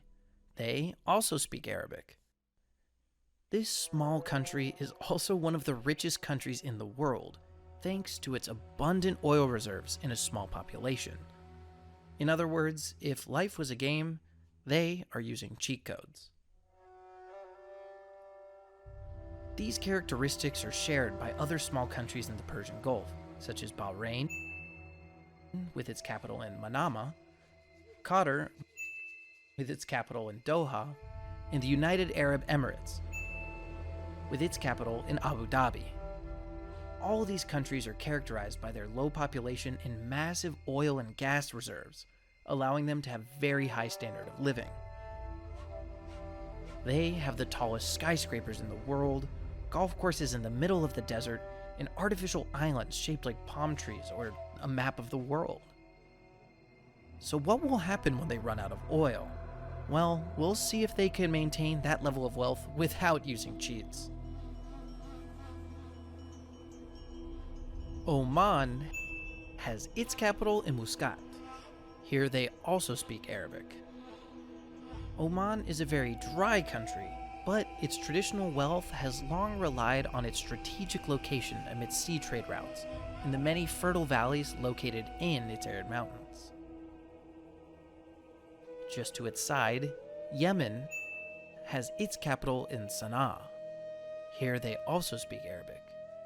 However, Yemen has been in a civil war since 2014, a four-sided war where one part of the country seeks independence, two other factions fight against each other, and the separatists try to secede. It has also attracted terrorist armies trying to seize power, so the country has plunged into a spiral of destruction and poverty that has made it the poorest country in Asia. Saudi Arabia has its capital in Riyadh. Here they speak Arabic. It is the country where Islam was born. After gaining control of the holy city of Mecca, Muhammad, its prophet, began spreading Islam, which has become the second most important religion in the world. Every year, millions of Muslims pilgrimage to Mecca to fulfill one of the 5 pillars of Islam. Today, Saudi Arabia is, thanks to oil and gas, one of the richest countries of Asia. It is considered a theocracy. All of the laws are based on religion, and the king has absolute power. Saudi Arabia is the most fierce adversary of Iran, so both countries are in a constant power struggle to be the arbiters of power and influence in the Middle East. Alright guys, so far everything has been pretty easy. We've been on the bunny slopes. Countries were big and clearly identifiable on the map. But now, it's time to get serious, and things are gonna get complicated. What comes next is only suitable for those who want to reach an expert level. So, without further ado, let's zoom in on the Mediterranean coast. First, we have Jordan, with its capital in Amman. Here, they speak Arabic, and in this country, you can find the ruins of the beautiful city of Petra. And next to it, Israel has its capital in, well, here's where it gets tricky. So, look, okay, this is Israel, and this is Palestine. Israelis speak Hebrew, and Palestinians speak Arabic. They have been in a long conflict for over 80 years now.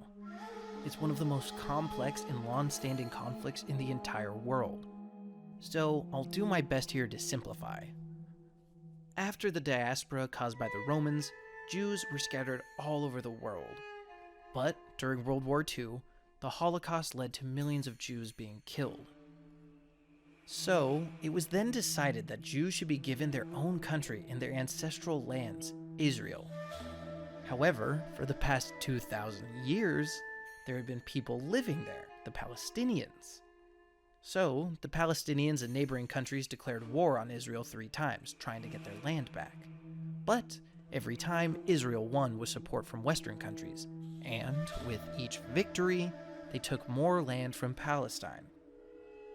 So, until recently, Palestine had its capital in Jerusalem, and Israel in Tel Aviv.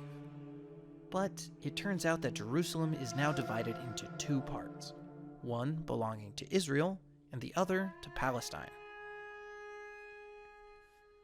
The fact that Israel has been invading more and more Palestinian territory in recent years has made Palestinians fear that they will eventually take all of their land away.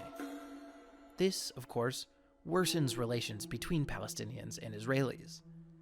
Israel now claims that its capital is Jerusalem, but most countries in the world don't recognize it as such and maintain their embassies in Tel Aviv. So, Israelis claim that their capital is Jerusalem, which is also the capital of Palestine, but many countries don't accept it. Quite complicated, as you can see. The north is Lebanon, with its capital in Beirut. They speak Arabic. Lebanon has a really interesting flag featuring a cedar tree. It kind of reminds me of the Canadian flag with its maple leaf. Lebanon also houses some marvels, like its mountains covered by cedar forests, its delicious food, or its ruins of ancient cities like Baalbek or Tyre.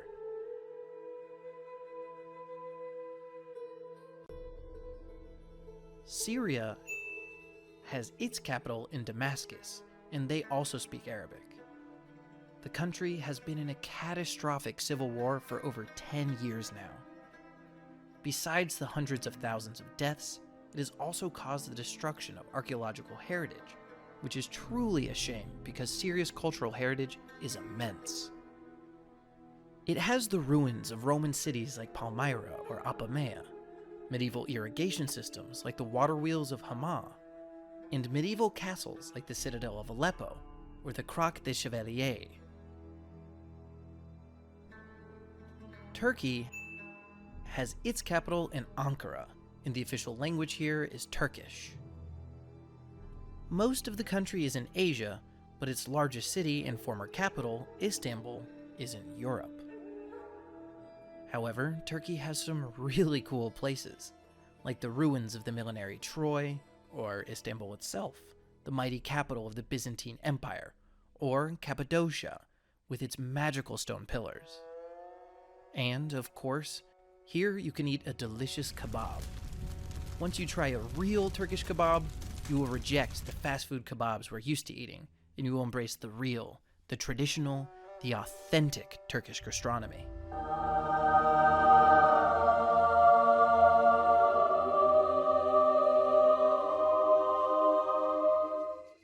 Alright, if we were in expert level for those, now we're going to level up to master, because the most complicated countries to remember in all of Asia are coming up.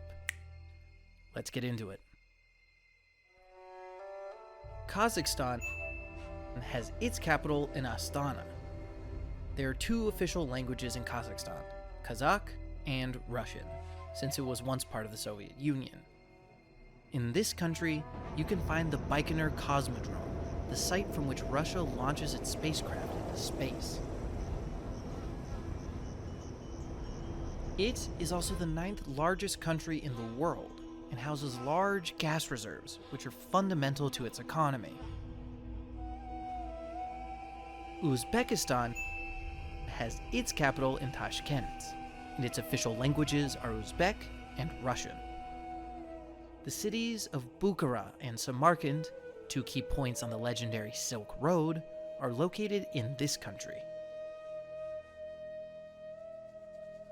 On the border between Kazakhstan and Uzbekistan lies the Aral Sea, which, several decades ago, was a massive inland lake, but now is almost dry, to the point of basically being a desert.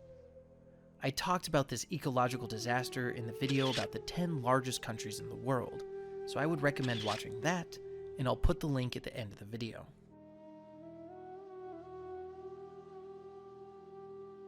Next, we have Kyrgyzstan, with its capital in Bishkek. Official languages here are Kyrgyz and Russian. Kyrgyzstan is very small and is sandwiched between all of its surrounding countries. It is an extremely mountainous country with high peaks, narrow valleys, and dangerous gorges, just like its neighbor Tajikistan, whose capital is in Dushanbe.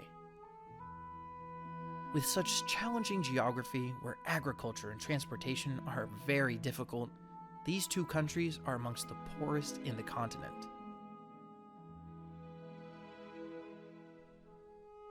Nearby, Turkmenistan has its capital in Ashgabat. The official language here is Turkmen. All of these countries have the suffix istan, which means land of. So, Turkmenistan means land of the Turks. Seems confusing, right? So what does Turkey mean? Well, it means the same thing. During the Middle Ages, tens of thousands of Turks migrated from Central Asia to Anatolia, seizing land from the Byzantine Empire. And there, they started their own empire, the Ottoman Empire, which eventually became Turkey. So, there is a Turkic homeland in Central Asia where this ethnic group originally came from. Now we will visit the last country in Central Asia, which is also one of the poorest on the continent, Afghanistan, whose capital is in Kabul. The most spoken languages are Pashto and Dari, and for decades, the Taliban, a religious extremist group, have terrorized this country. First, they seized power and did so from the government. Then, when the country was invaded by the United States and the Talibans were ousted, they continued organizing attacks. Finally, in the summer of 2021, they regained full control of the country. It is not only the second poorest country in the continent, only surpassed by Yemen, which has been destroyed by a civil war, but is also one of the countries with the highest birth rates in the world. Such a poor country with such a high birth rate is truly a demographic bomb waiting to explode. Finally, we're going to talk about 3 countries that, due to their location in the limits between Asia and Europe, are sometimes considered Asian and sometimes considered European. In the Caucasus region, there are 3 small countries. First, Georgia. With its capital in Tbilisi, here they speak Georgian. To the east, we have Azerbaijan, with its capital in Baku, and here they speak Azerbaijani. And bordering both of them is Armenia, with its capital in Yerevan, and of course they speak Armenian. This country, located between many Muslim countries, actually became the first state in the world to adopt Christianity as its official religion. These three small countries are in a hornet's nest. Georgia has very bad relations with Russia, which invaded the country and smashed the Georgian army as recently as 2008, so Georgia wants to join NATO. On the other hand, Armenia and Azerbaijan are in the middle of a decades-long conflict for the control of a border region called Nagorno-Karabakh. Armenia is a Christian country that was the victim of a genocide by the Turkish authorities, so it also has very bad relations with Turkey, yet it's also backed by Russia. But Azerbaijan, which is a Muslim and Turkic country, is backed by Turkey. So both small countries are in the middle of a giant geopolitical chess game, one backed by Russia and the other by Turkey, for control of the Caucasus region. It's a very, very complicated place.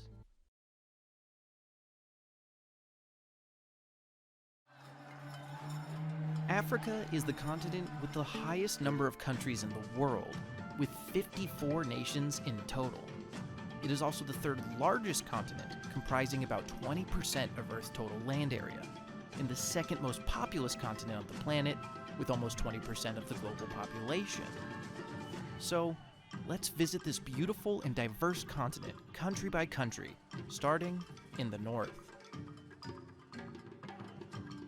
We'll begin with Morocco, with its capital in Rabat. The official languages here are Moroccan and Amazigh. Morocco is the southern neighbor of Spain, with which it maintains a difficult relationship, as well as with Mauritania and Algeria. Morocco has an interesting imperialist issue called Greater Morocco. According to many Moroccans, Morocco should include all of this territory, which includes parts of Algeria, parts of Mali, and the entirety of Mauritania, all of Western Sahara, and the Spanish cities of Ceuta and Melilla. Obviously, these ambitions are not well liked by its neighbors. In today's political sphere, Morocco only claims the Western Sahara and the Spanish enclaves in the north, but these territorial tensions continue to poison its international relations. However, politics aside, Morocco is a country of great beauty and rich culture, proudly displaying scenic places like the old city of Marrakesh, the tiny blue town of Chefchaouen, or the adobe-built city of Ait Ben Haddad. Just south is the contentious nation of Western Sahara, which has its capital in Aaiún. The official languages are Arabic and Spanish. And it's believed it should be an independent country, but it's occupied by Morocco. It was a Spanish colony until about 50 years ago, and then the UN began convincing colonial powers to abandon their colonies, and Spain finally capitulated. Then, Morocco invaded the area. Morocco claims it's a part of its country, the aforementioned Greater Morocco. But the UN says a referendum should be held for the Sahrawis to decide if they want to be independent or Moroccan.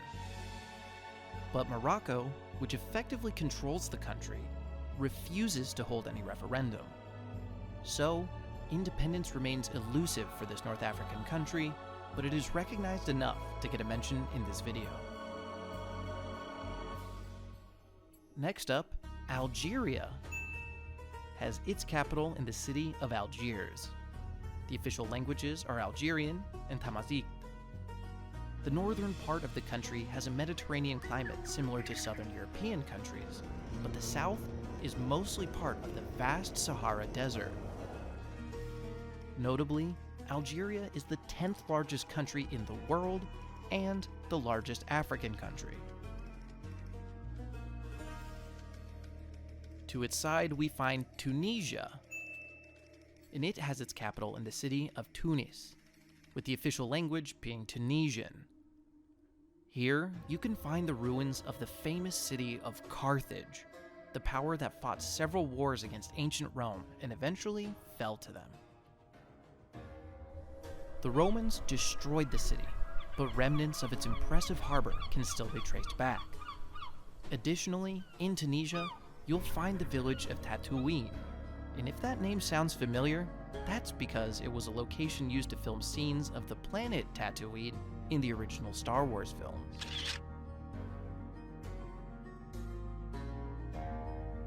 Libya has its capital in the city of Tripoli, and Arabic is the official language. While Libya is the first country we've seen to have Arabic as its language, all the previous countries seen before have languages based on Arabic and are really quite similar. Since the Islamic expansion in the Middle Ages, North Africa became heavily influenced by Arabic culture. In this region, most of the population speaks Arabic, but the language, divided through thousands of kilometers along the North African coast, has developed many variations over the centuries. Languages like Moroccan, Algerian, or Tunisian are dialects of the Arabic language, quite similar, but with distinct differences that set them apart. Libya is a country with enormous reserves of oil and gas, like many other regions in North Africa that hold large reserves of hydrocarbons.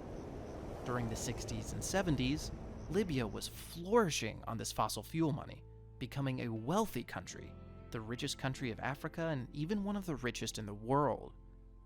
Its GDP per capita was even higher than that of the EU, or at sometimes even the United States. But the party could only go on for so long. After many attempts at military coups and other causes, instability has stricken the nation, including 2 civil wars over the past decades. Egypt has its capital in Cairo, and Arabic is the official language. Thanks to the super fertile Nile River, Egypt is the second most populous country in Africa. The country is one of those places we've all heard of, especially because of the ancient Egyptian civilization. You know these things: the pyramids, the Sphinx of Giza, the Temple of Abu Simbel, the tomb of Tutankhamun, and of course, the Nile, that marvel of nature that has allowed Egypt's survival for millennia. As the historian Herodotus once said, Egypt is a gift of the Nile.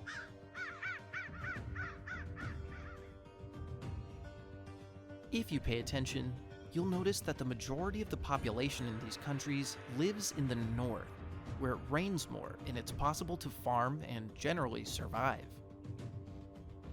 However, the southern area is practically uninhabited because it's covered by the arid and inhospitable Sahara Desert.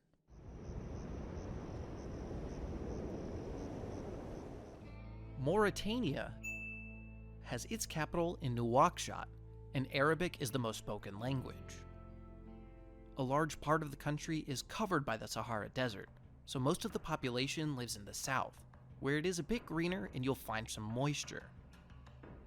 We will identify the same pattern across Saharan nations. In the north, with its desert climate, it's sparsely populated, so the population concentrates in the south, in the tropical areas where it rains more and life is a bit easier. Mali has its capital in Bamako. French is the official language here, but dozens of local languages are also spoken. And for a while, we've had Arabic or Arabic-derived languages as the official languages. But why is French the official language in Mali, a country that's really far from France? Let's talk a little bit about its history. For thousands of years, the Sahara Desert was more or less an impassable barrier. So, large empires of the northern side like Carthage, Rome, or the Abbasid Empire never dared to conquer beyond the dunes. So, The north was under the influence of big Mediterranean powers, but the south remained isolated, with independent cultures that had little contact with those further north. But everything changed in the 19th century. Most of the continent was conquered and colonized by European colonial powers in the so-called Scramble for Africa. The United Kingdom, France, Portugal, Germany, Belgium, Italy, and Spain colonized most of the continent to use its resources and send them back to Europe. Only Ethiopia managed to remain independent over this period. This period of colonization lasted for almost 100 years, and this is the reason why many African countries speak the language of the former colonizer. But, coming back to Mali, it boasts impressive sites such as the historic center of the city of Timbuktu or the medieval mosque of Djinn.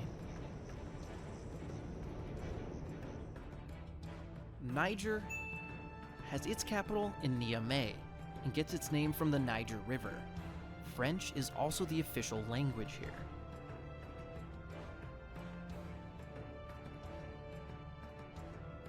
Right next to it is Chad, whose capital is N'Djamena, and it gets its name from Lake Chad. Arabic and French are two official languages. First, the Chadian and the Romanian flags are almost indistinguishable. And second, since finding Chad on a map can be difficult, there's a small trick you can use. You just need a map with the borders of all of the African countries, and then...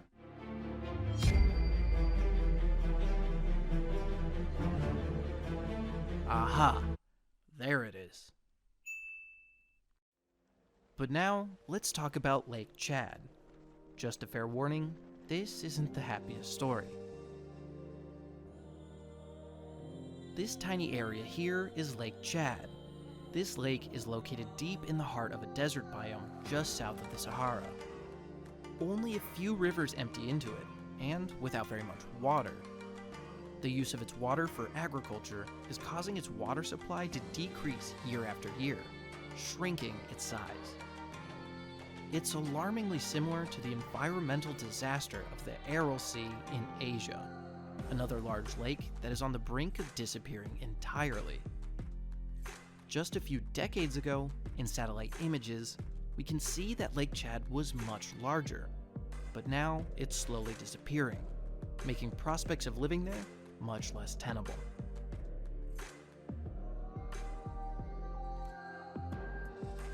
Sudan has its capital in Khartoum. Arabic and English are the official languages. Until recently, Sudan was a single country, but there's a movement for independence in the south that led to a long civil war. Finally, in 2011, the south gained independence, forming South Sudan with its capital in Juba, and English is its official language. Civil wars are a chronic issue in many African countries. Every conflict has its own causes, but as a general rule, we can find that many states are plurinational, meaning they have many different ethnic groups that sometimes have a hard time tolerating each other. Many secessionist movements are initiated just to control natural resources and sack the country's rich supply of these valuable assets. In this map, we can see that most of the country's oil fields are located in the south of Sudan. So it's not a coincidence that that was the part that seceded. But now, once again, South Sudan is caught in yet another civil war. Every warlord wants to control the rich reserves of oil and increase their wealth, even if that means the deaths of millions of people. Events like this explain why South Sudan, despite its wealth of resources, is amongst the poorest countries in the world.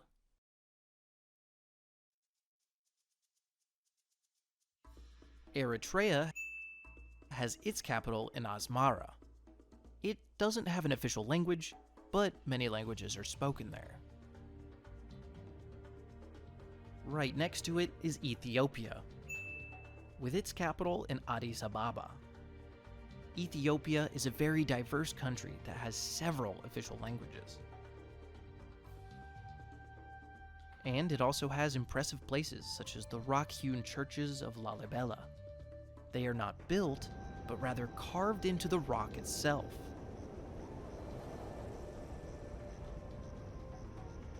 It also has the Aksum obelisk, which is 1,700 years old, and the country is traversed by the Great Rift Valley, the tectonic valley where a significant part of human evolution is believed to have taken place.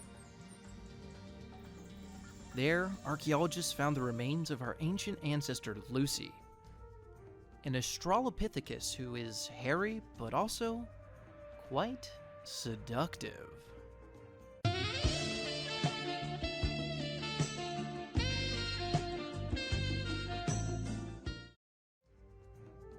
This small country near Ethiopia is Djibouti, with its capital in the city of Djibouti. Arabic and French are the most spoken languages, and you might find it interesting that the most popular musician in this country is DJ Ibooty. Get it? DJ Ibooty? You see, it's funny because it starts with DJ and then okay. I'm sorry about that one. It won't happen again. Maybe.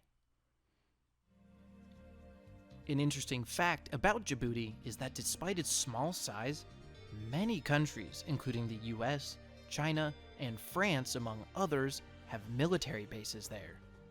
This is due to its location on the strategic Bab el-Mandab Strait, which allows much global trade through the Suez Canal from the Mediterranean Sea to the Indian Ocean.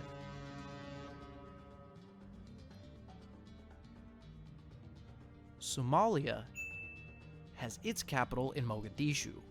Somalian and Arabic are the official languages. Sadly, Somalia is the modern example of a failed state. The government has only limited control of the country, and the rest is fragmented into parts controlled by warlords. Constant clashes and poverty have led to modern piracy, with pirates hijacking ships along its coasts and demanding ransoms for their release.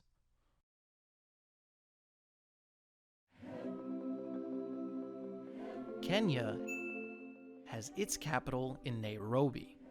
Swahili and English are the most spoken languages here. The country's name comes from Mount Kenya, which is the second tallest mountain in Africa. This country is known for its pristine savannas, where lions, giraffes, wildebeests, and gazelles all roam free, making it a hotspot for wealthy tourists.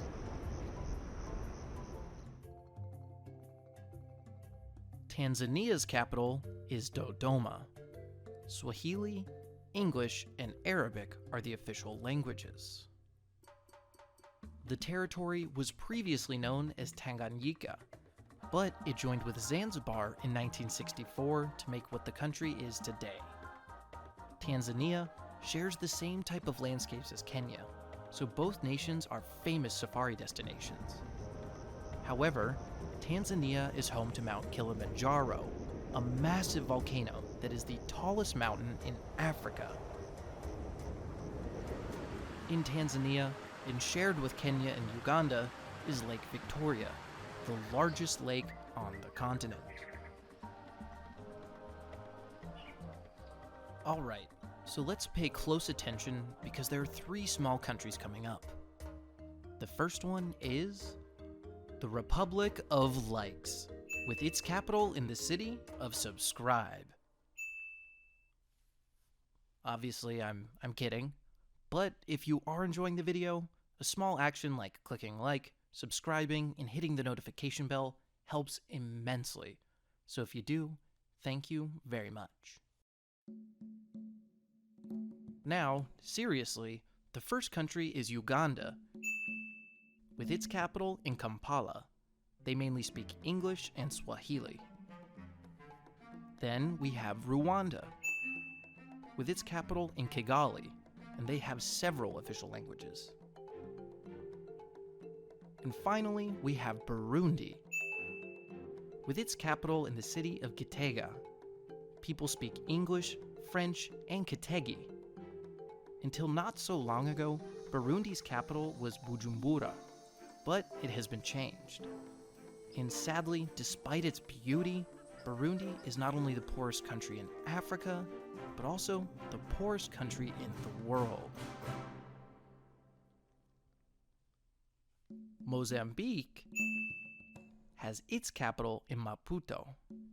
The official language is Portuguese, but there are many other regional languages. Now, this country has a very interesting and detailed flag, so pay close attention. It has a Kalashnikov, symbolizing the defense of the homeland, a hoe, symbolizing agriculture, and a book, symbolizing education. That's pretty cool, right? So, let's check out what their literacy rate is. In countries like the USA, Cuba, or France, more than 99% of the population can read and write. In Africa, some top countries like South Africa or Namibia are around 90%, but in Mozambique, the rate is less than 60%. Actually, it's one of the countries with the lowest literacy rates in the world. If we were to believe in the symbolism of the flag, we could say that they've been lying to us.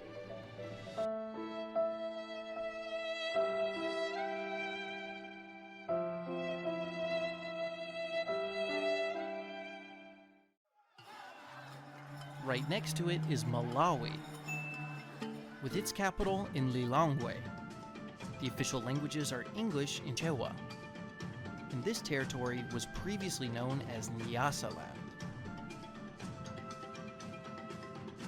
Zambia has its capital in Lusaka, and English is its official language.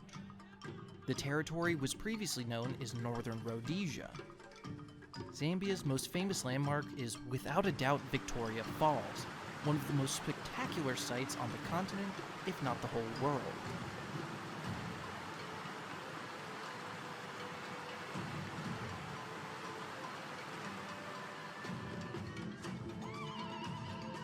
Zimbabwe has its capital in Harare. There are many official languages, with English being a kind of lingua franca. This country, south of former Northern Rhodesia, was formerly known as, believe it or not, Rhodesia. In Zimbabwe, you can find the Matobo National Park, which is quite fascinating. If you're a geology enthusiast like me, you will absolutely blow your mind with its granite rock formations. I mean, just look at it. Look at that tor. Look at that balancing rock. Look at that dome. Look at that boulder. All of these fantastic rock formations are nestled in a savanna environment with rhinos and other awesome fauna. Incredible, to say the least. Botswana has its capital in Gaborone. English is the official language here. It was previously known as Bechuanaland. In this country, you'll find the fabulous Okavango Delta. The Okavango isn't a regular river. It's Ndreye, which means it doesn't flow into the sea or ocean, but rather drains into an inland basin. The Okavango River pours its waters into a vast floodplain, forming a shallow but enormous wetland where a multitude of different species of animals migrate every year. Madagascar has its capital in Antananarivo, and its languages are French and Malagasy. Malagasy is an Austronesian language originating in Southeast Asia. Based on previous African countries, you can guess that the French comes from the French colonial period. But why are they speaking a language with Asian roots? Archaeological evidence suggests that even if human beings originated in Africa, the island of Madagascar remained uninhabited until approximately the 6th century AD. At that point, Malay people sailed across the Indian Ocean to Madagascar and settled there. So, many Malagasy people have a Malay ancestry. Madagascar is also one of the most uniquely biodiverse countries in the world, being home to many species that can be found nowhere else. There, you can find the famous baobab forests, ring-tailed lemurs, and tomato frogs. Near Madagascar, there are several archipelagos. The Comoros Islands, with its capital in Moroni. They speak Comorian, French, and Arabic. Next is Mauritius, with its capital in Port Louis. Mauritian Creole, a derivation from French, is the most spoken language. It is one of the most prosperous countries of Africa, and is also considered one of the best democracies of the continent as well.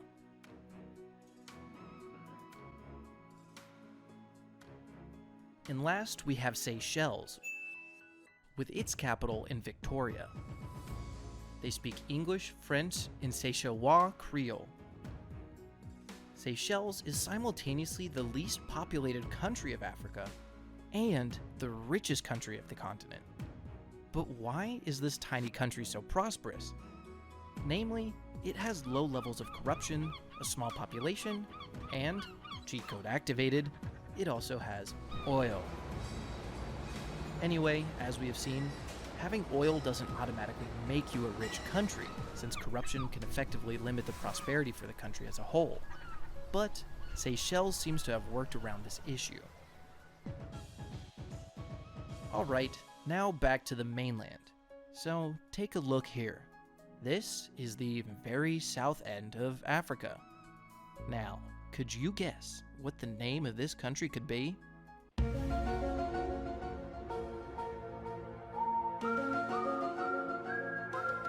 The name is South Africa. Yes, I know, not very creative, but very convenient and certainly aptly named. In South Africa, they like to show off, and they don't just have one or two, but 3 capitals, each of them a seat to one of the 3 branches of the government. But we'll only mention Pretoria, where the government, that is to say the executive power, is located. English is the most spoken language, but in total there are 11 official languages and dozens of regional languages. For decades, South Africa was under a racist regime called apartheid, where white people had more rights and wealth than black people. Eventually, in the 1990s, thanks to Nelson Mandela and many others, the apartheid system fell, and black people achieved legal equality to white people, at least on paper. However, you might wonder, why are white people even in South Africa, and how did they seize power there? The original population of the region was, like almost every other sub-Saharan African country, black. But in the 17th century, it was colonized by the Netherlands. Thousands of Dutch migrated to the Cape Colony, since its Mediterranean climate was, compared to the Netherlands itself, quite good for agriculture. Later on, the colony was controlled by Britain, and European migration continued. And that is how such a distant region from Europe was heavily populated by white people. After independence, the white settlers, who were substantially wealthier, secured political power and created the apartheid system that we already talked about. But aside from this complex history, South Africa has inspiring landscapes, beautiful animals, and vibrant cities like Cape Town. Within South Africa, there are 2 small landlocked states, Lesotho, with its capital in Maseru, and Eswatini, with its capital in Mbabane. Eswatini was known for a long time as Swaziland, but in 2018, they changed the name. All in all, I think the name change was probably a good thing, since some people confuse Swaziland with Switzerland, and sometimes even Sweden. And I hope you're not one of them, and even if you are, after this video, you won't be. Namibia has its capital in Windhoek. The official language is English, but there are many other recognized languages. Namibia is a country with vast deserts where you can find colossal sand dunes coming all the way up to the Atlantic Ocean, creating uniquely picturesque landscapes. Angola has its capital in Luanda. Portuguese is the official language, but there are also some other regional languages. In the northern part of the country, you can visit the ruins of Mbanza, Congo, an ancient capital of the Kingdom of Congo, one of the most important pre-colonial African kingdoms. This Congo kingdom extended into neighboring countries which share the same name.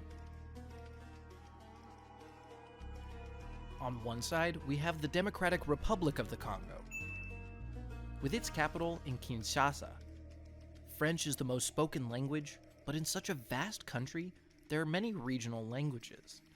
And in a country that includes the word democratic in its name, you would imagine that it would be a well-functioning democracy without corruption, where people live freely and vote happily. Well, actually, it is considered one of the least democratic countries in the world. Its democracy index is similar to China or Iran. So most people don't even think that the Democratic Republic of the Congo can be considered a democracy. Once again, we have all been lied to.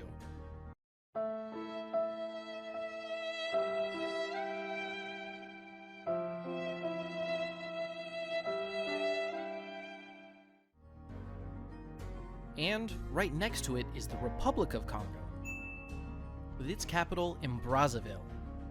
French is the official language, but two other languages are also considered official.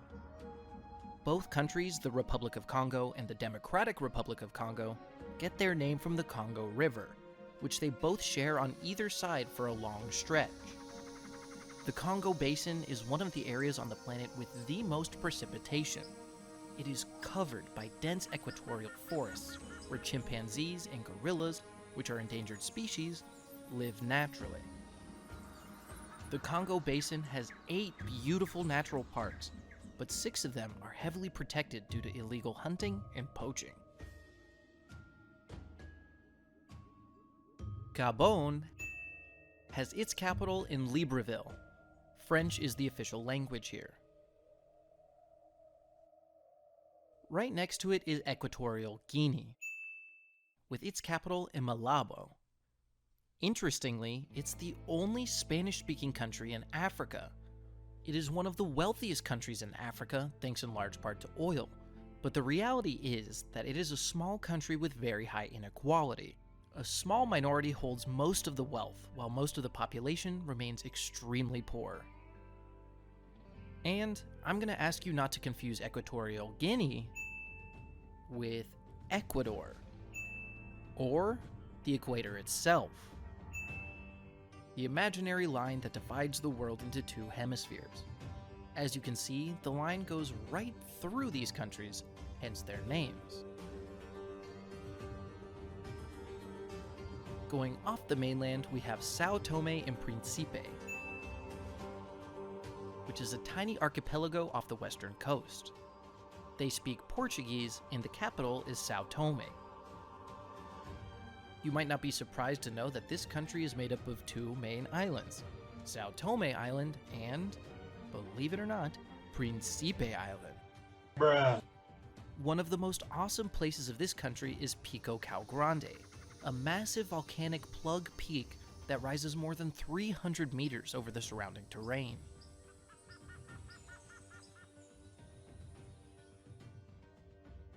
Cameroon has its capital in Yaoundé. They mainly speak English and French, but there are many other regional languages. And despite its small size, they foster a large amount of athletic talent. It is the country that has won the 2nd most times in the African Cup football competition. Now, take a look here. This is more or less the center of Africa. So can you guess what this country is called?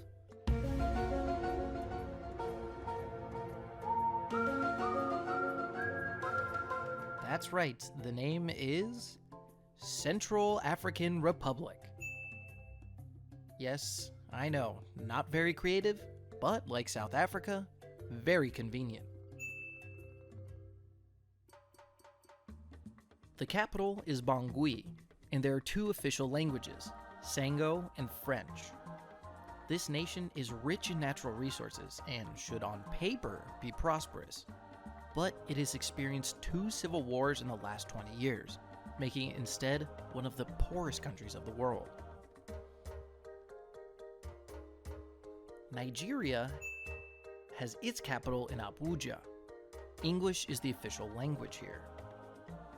Nigeria is notably the most populated country in Africa and ranks 7th globally, with over 230 million inhabitants.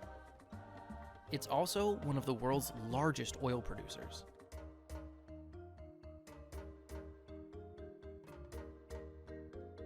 Burkina Faso has its capital in Ouagadougou, and French is the lingua franca, but there are also other national languages. Previously, it was known as Upper Volta.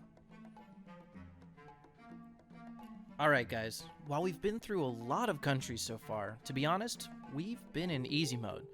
Countries were big and unique and easy to identify and find on the map. But now it's time to get serious and things are gonna get complicated, okay? What comes next is no longer easy mode, it's hard mode. Time for experts only. This archipelago over here is Cape Verde, with its capital in Praia. They speak Portuguese. It's a group of volcanic islands with diverse landscapes ranging anywhere from deserts to jungles. Senegal has its capital in Dakar. They speak French here. Formerly, the Dakar Rally went from Paris, crossing Spain and North Africa, all the way down to Dakar. But since 2008, the presence of terrorist groups in the region has made the race increasingly dangerous. So, since then, the name has stayed the same, but the race has been relocated to other parts of the world, such as South America or Saudi Arabia.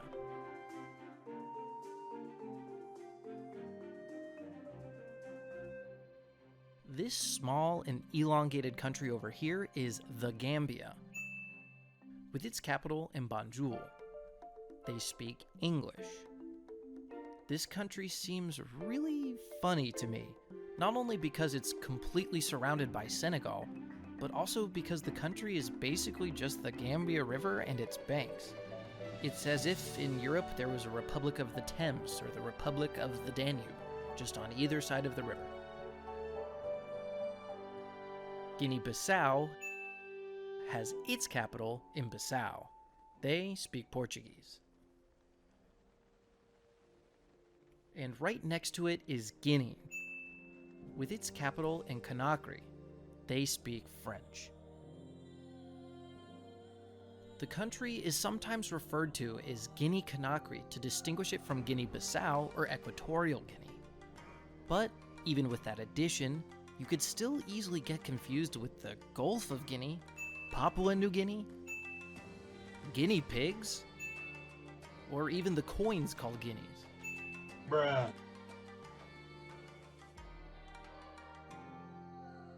Sierra Leone has its capital in Freetown. English is the most spoken language. Sierra Leone is one of the world's leading diamond producers, but due to exploitation of resources, is also one of the poorest countries.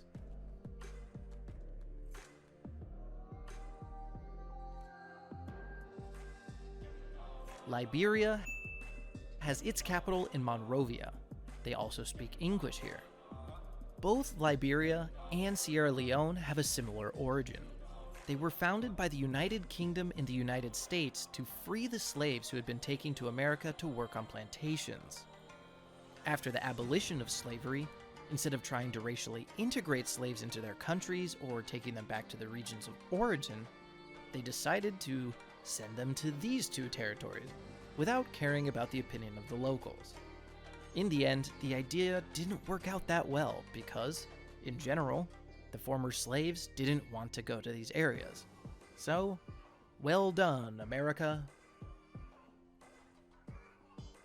Ivory Coast has its capital in Yamoussoukro, and here they speak French. Ghana has its capital in Accra. They mainly speak English here. During the colonial period, it was known as the Gold Coast. And finally, we finish with the two remaining African countries. First, we have Togo, which has its capital in Lomé.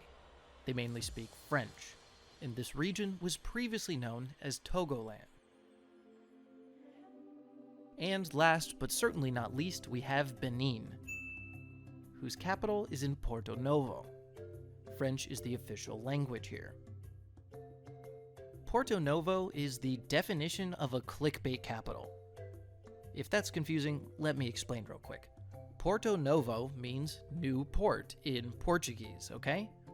But, first of all, they don't even speak Portuguese, they speak French. Second, the city is far from the sea, so it doesn't even have a port. And third, it was founded 500 years ago, so it's not even new either. So, once again, they have lied to us.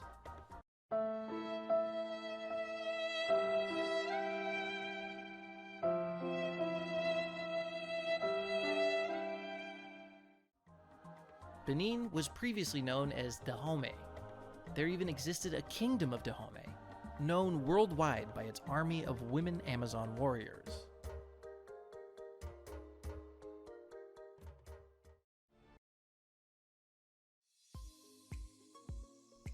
Oceania is the smallest, least populated, and least densely populated continent in the world. In fact, its labeling as a continent itself is a little bit unclear. Instead of being made up of a singular large landmass, it's actually comprised of thousands of islands, although most of them are tiny in size. It contains only a little bit less than 6% of the total land area and less than 1% of the global human population on the Earth. However, for many years, these islands have been grouped together to be considered a continent, so we're working with that labeling of Oceania in this video. Oceania consists of only 14 countries, although many of its islands are under the control of other nations because, surprisingly, there's still many territorias in Oceania awaiting decolonization. And while it is one of the smallest and least populated continents, that doesn't stop it from having its own natural wonders and rich cultures. So, let's go ahead and dive into the countries of this amazing continent. We'll go ahead and go about this by looking at its countries from west to east. Although many people believe that Australia's capital is Sydney, the actual capital is Canberra. English is the most spoken language, but dozens of native languages are found throughout the country. Australia is the largest and most populated country in Oceania, and it does a lot of heavy lifting in terms of numbers. For example, it comprises 89% of Oceanian land area and 60% of the continent's human population. In fact, Australia is so big that it's actually the 6th largest country on Earth. Australia is one of those enormous countries that is completely fascinating, with awesome geographic and biological diversity. Its landscapes vary from vast deserts in the center to dense forests in the southeast, and is home to many unique species such as the kangaroo and the koala. Additionally, it boasts impressive places like the gigantic Uluru Rock, the Sydney Opera House, or the Great Barrier Reef. The Barrier Reef is a delicate underwater ecosystem that is slowly dying due to increasing CO2 emissions that raise the temperature of the atmosphere as well as the ocean, leading to coral bleaching and destruction of the ecosystem. This should create a great sense of urgency for dealing with climate change. New Zealand has its capital in the city of Wellington. English and Maori are the official languages. This country, known for its stunning landscapes, was famously the filming location of the Lord of the Rings movies. The Mount Doom scenes were filmed at the Nauruhoe volcano, the southern Alps portrayed in the Misty Mountains, and the village of Matamata served as the setting for the Shire.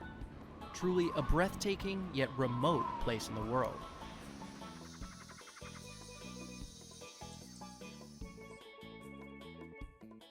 Papua New Guinea has its capital in Port Moresby. English, Tokpisin, and Hirimotu are the three official languages, but there exist more than 800 languages, making it the most linguistically diverse country in the world. This nation occupies only the eastern half of the island of New Guinea, as the other half is controlled by Indonesia. On this island, you can find the archaeological remains of the Cook Swamp, where agriculture was independently invented around 7,000 years ago, without contact with other regions of the world. The native people developed the cultivation of taro, bananas, and sugar. This evidence indicates that agriculture did not have a single origin from which it spread throughout the world, but was rather independently developed in different regions of the planet and then expanded from there, which speaks to the tenacity and ingenuity of human beings. Additionally, on a geographic note, the second highest peak in Oceania, Mount Wilhelm, is found in this country.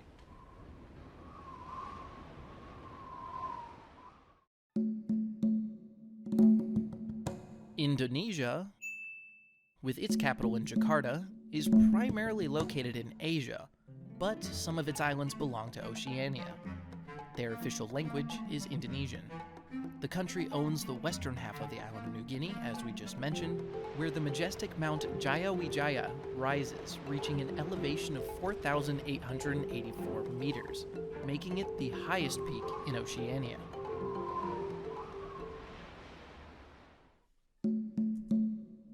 Now let's move on to Palau, whose capital is in Negurulmut. Here they mainly speak Palauan and English. Palau is composed of a large number of very small islands. Some of them are volcanic in origin, while others are small rocky islets, with lush vegetation and reefs that host a vibrant variety of marine life.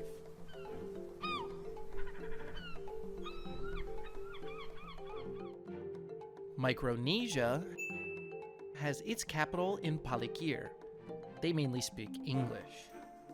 Micronesia consists of more than 600 small islands. On one of these islands, the Yap, native people of the island, use the world's largest coins, known as the Rai stones. These are enormous stone discs that were used as a form of currency or as symbols of prestige. Some of these stones were so large that they remained in place and changed ownership without being physically moved, and instead, everyone was simply informed about their new owner. Talk about big bucks, huh? Additionally, near the island of Pohnpei, you can find the ruins of Nan Madol, an ancient ceremonial city built with basaltic pillars of volcanic origin that were extracted and used as if they were logs.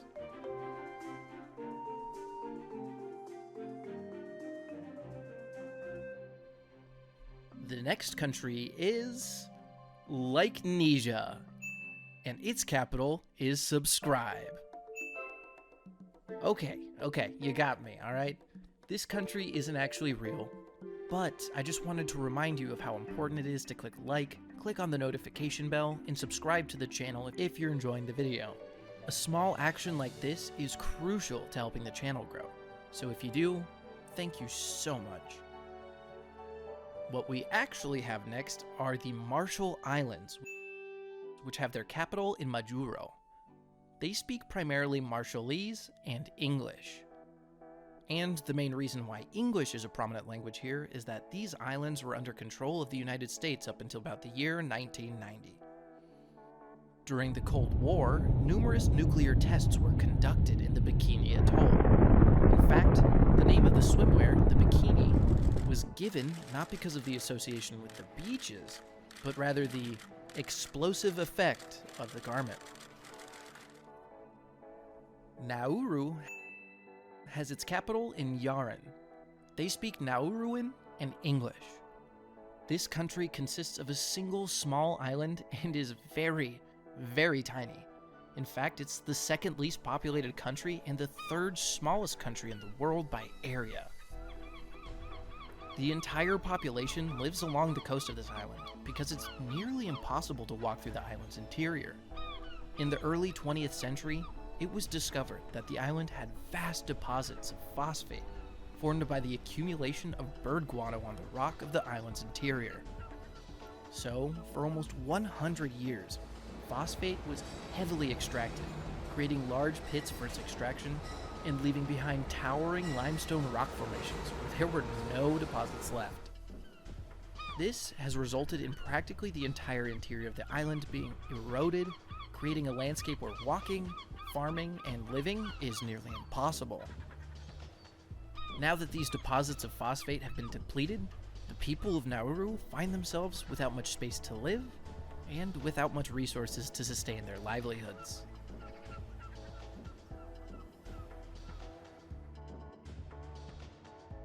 The Solomon Islands have their capital in Honiara.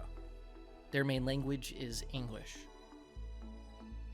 On one of its islands during World War II, the crucial Battle of Guadalcanal took place. The battle allowed the Allies to establish a military base to use as a hub for operations and subsequently reclaim the rest of the islands in the area.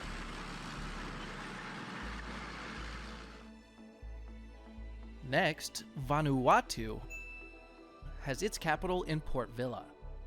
They speak English, French, and Bislama. This archipelago has a volcanic origin and is home to some of the most spectacular volcanoes in the world, with deep craters where lava crackles and bubbles, creating awesome yet terrifying sights.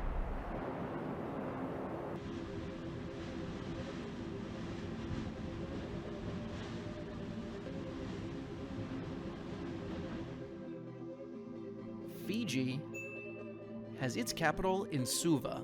They speak English and Fijian. The town of Levuka, a beautiful village combining colonial and native elements, has been declared a World Heritage Site. However, this isn't the only spectacular place on the island. Its beaches and traditional landscapes are so breathtaking that Fiji is world famous and a major tourist destination. Tuvalu has its capital in Funafuti. The official languages are Tuvaluan and English. It is the third least populated country in the entire world. Tuvalu consists of a group of small islands, and its highest mountain measures a whopping size of, wait for it, 5 whole meters. Just so tall.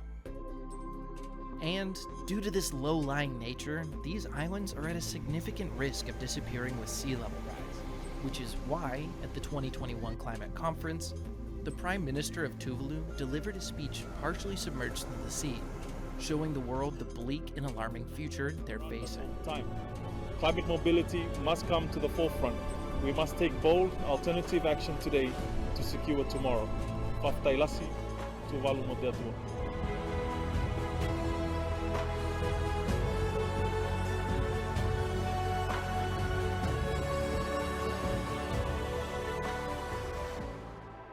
Tuvalu is also one of the smallest countries in the world. If you're interested in learning about other tiny yet beautiful countries, I recommend watching our other video on the 10 smallest countries in the world. There you will find even more cool information about Tuvalu and other minute countries throughout the globe. We'll go ahead and put the link at the end of the video for you. Kiribati has its capital in South Tarawa. They speak English and Kiribatis. The highest mountain in Kiribati measures 81 meters, but it's on an island that, like Nauru, has also been ravaged by fertilizer exploitation, so most of the land has been rendered uninhabitable. Most of the islands in Kiribati barely rise only a couple of meters above sea level, making it yet another island country in critical danger from climate change and rising waters. There is something that sets Kiribati apart. Due to the location of its islands, Kiribati has land in all 4 hemispheres on the globe: northern, southern, eastern, and western, and it is the only such country in the world. Samoa has its capital in Apia. Official languages are English and Samoan. Samoa is comprised of 2 main islands. They have a volcanic origin that's clearly visible in the succession of craters that crown the island's peaks.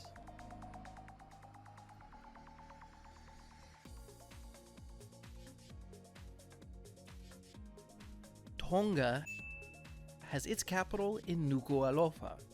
They speak Tongan and English, and it's the only monarchy in Oceania, excluding countries that are considered part of the British Commonwealth. And just like that, we conclude the review of the sovereign nations of Oceania. That was fast, huh? However, you may have noticed that there's still other territories left unmarked. So, although they're not independent countries, let's indicate who owns them. Here you'll find the Northern Mariana Islands, which belong to the United States, along with Guam, American Samoa, Hawaii, and several other uninhabited atolls. New Caledonia, Wallis and Futuna, and French Polynesia all belong to France. Pitcairn belongs to the United Kingdom. Niue, the Cook Islands, and Tokelau all belong to New Zealand. And all the way over here, Easter Island belongs to Chile. Now, you may be wondering why countries like France, the United Kingdom, or the United States possess islands so far away from their continental territory. Some of these archipelagos, like Hawaii, have full political rights, but others do not. That's why most of them are monitored by the United Nations Decolonization Committee. If you want to learn more about the topic, I recommend watching the video we made about colonial imperialism, where we explain the process of colonization during the 19th century. After all of this, we come to the end. Our journey around the globe, and we did it in less than 80 days. It was truly an incredible, if not a very long, journey throughout all of the countries on the Earth. As you can imagine, making a long video like this is exhausting. I've been recording for I don't know how long. So if you want to continue learning more about geography and history in the nations of our planet, and help out the channel so we can make more videos like this, I recommend giving this video a thumbs up, clicking on the notification bell, and subscribing. And don't forget to leave a comment letting us know which country you're from and something interesting we may have missed about your home. Thank you so much for watching, and I'll see you next time.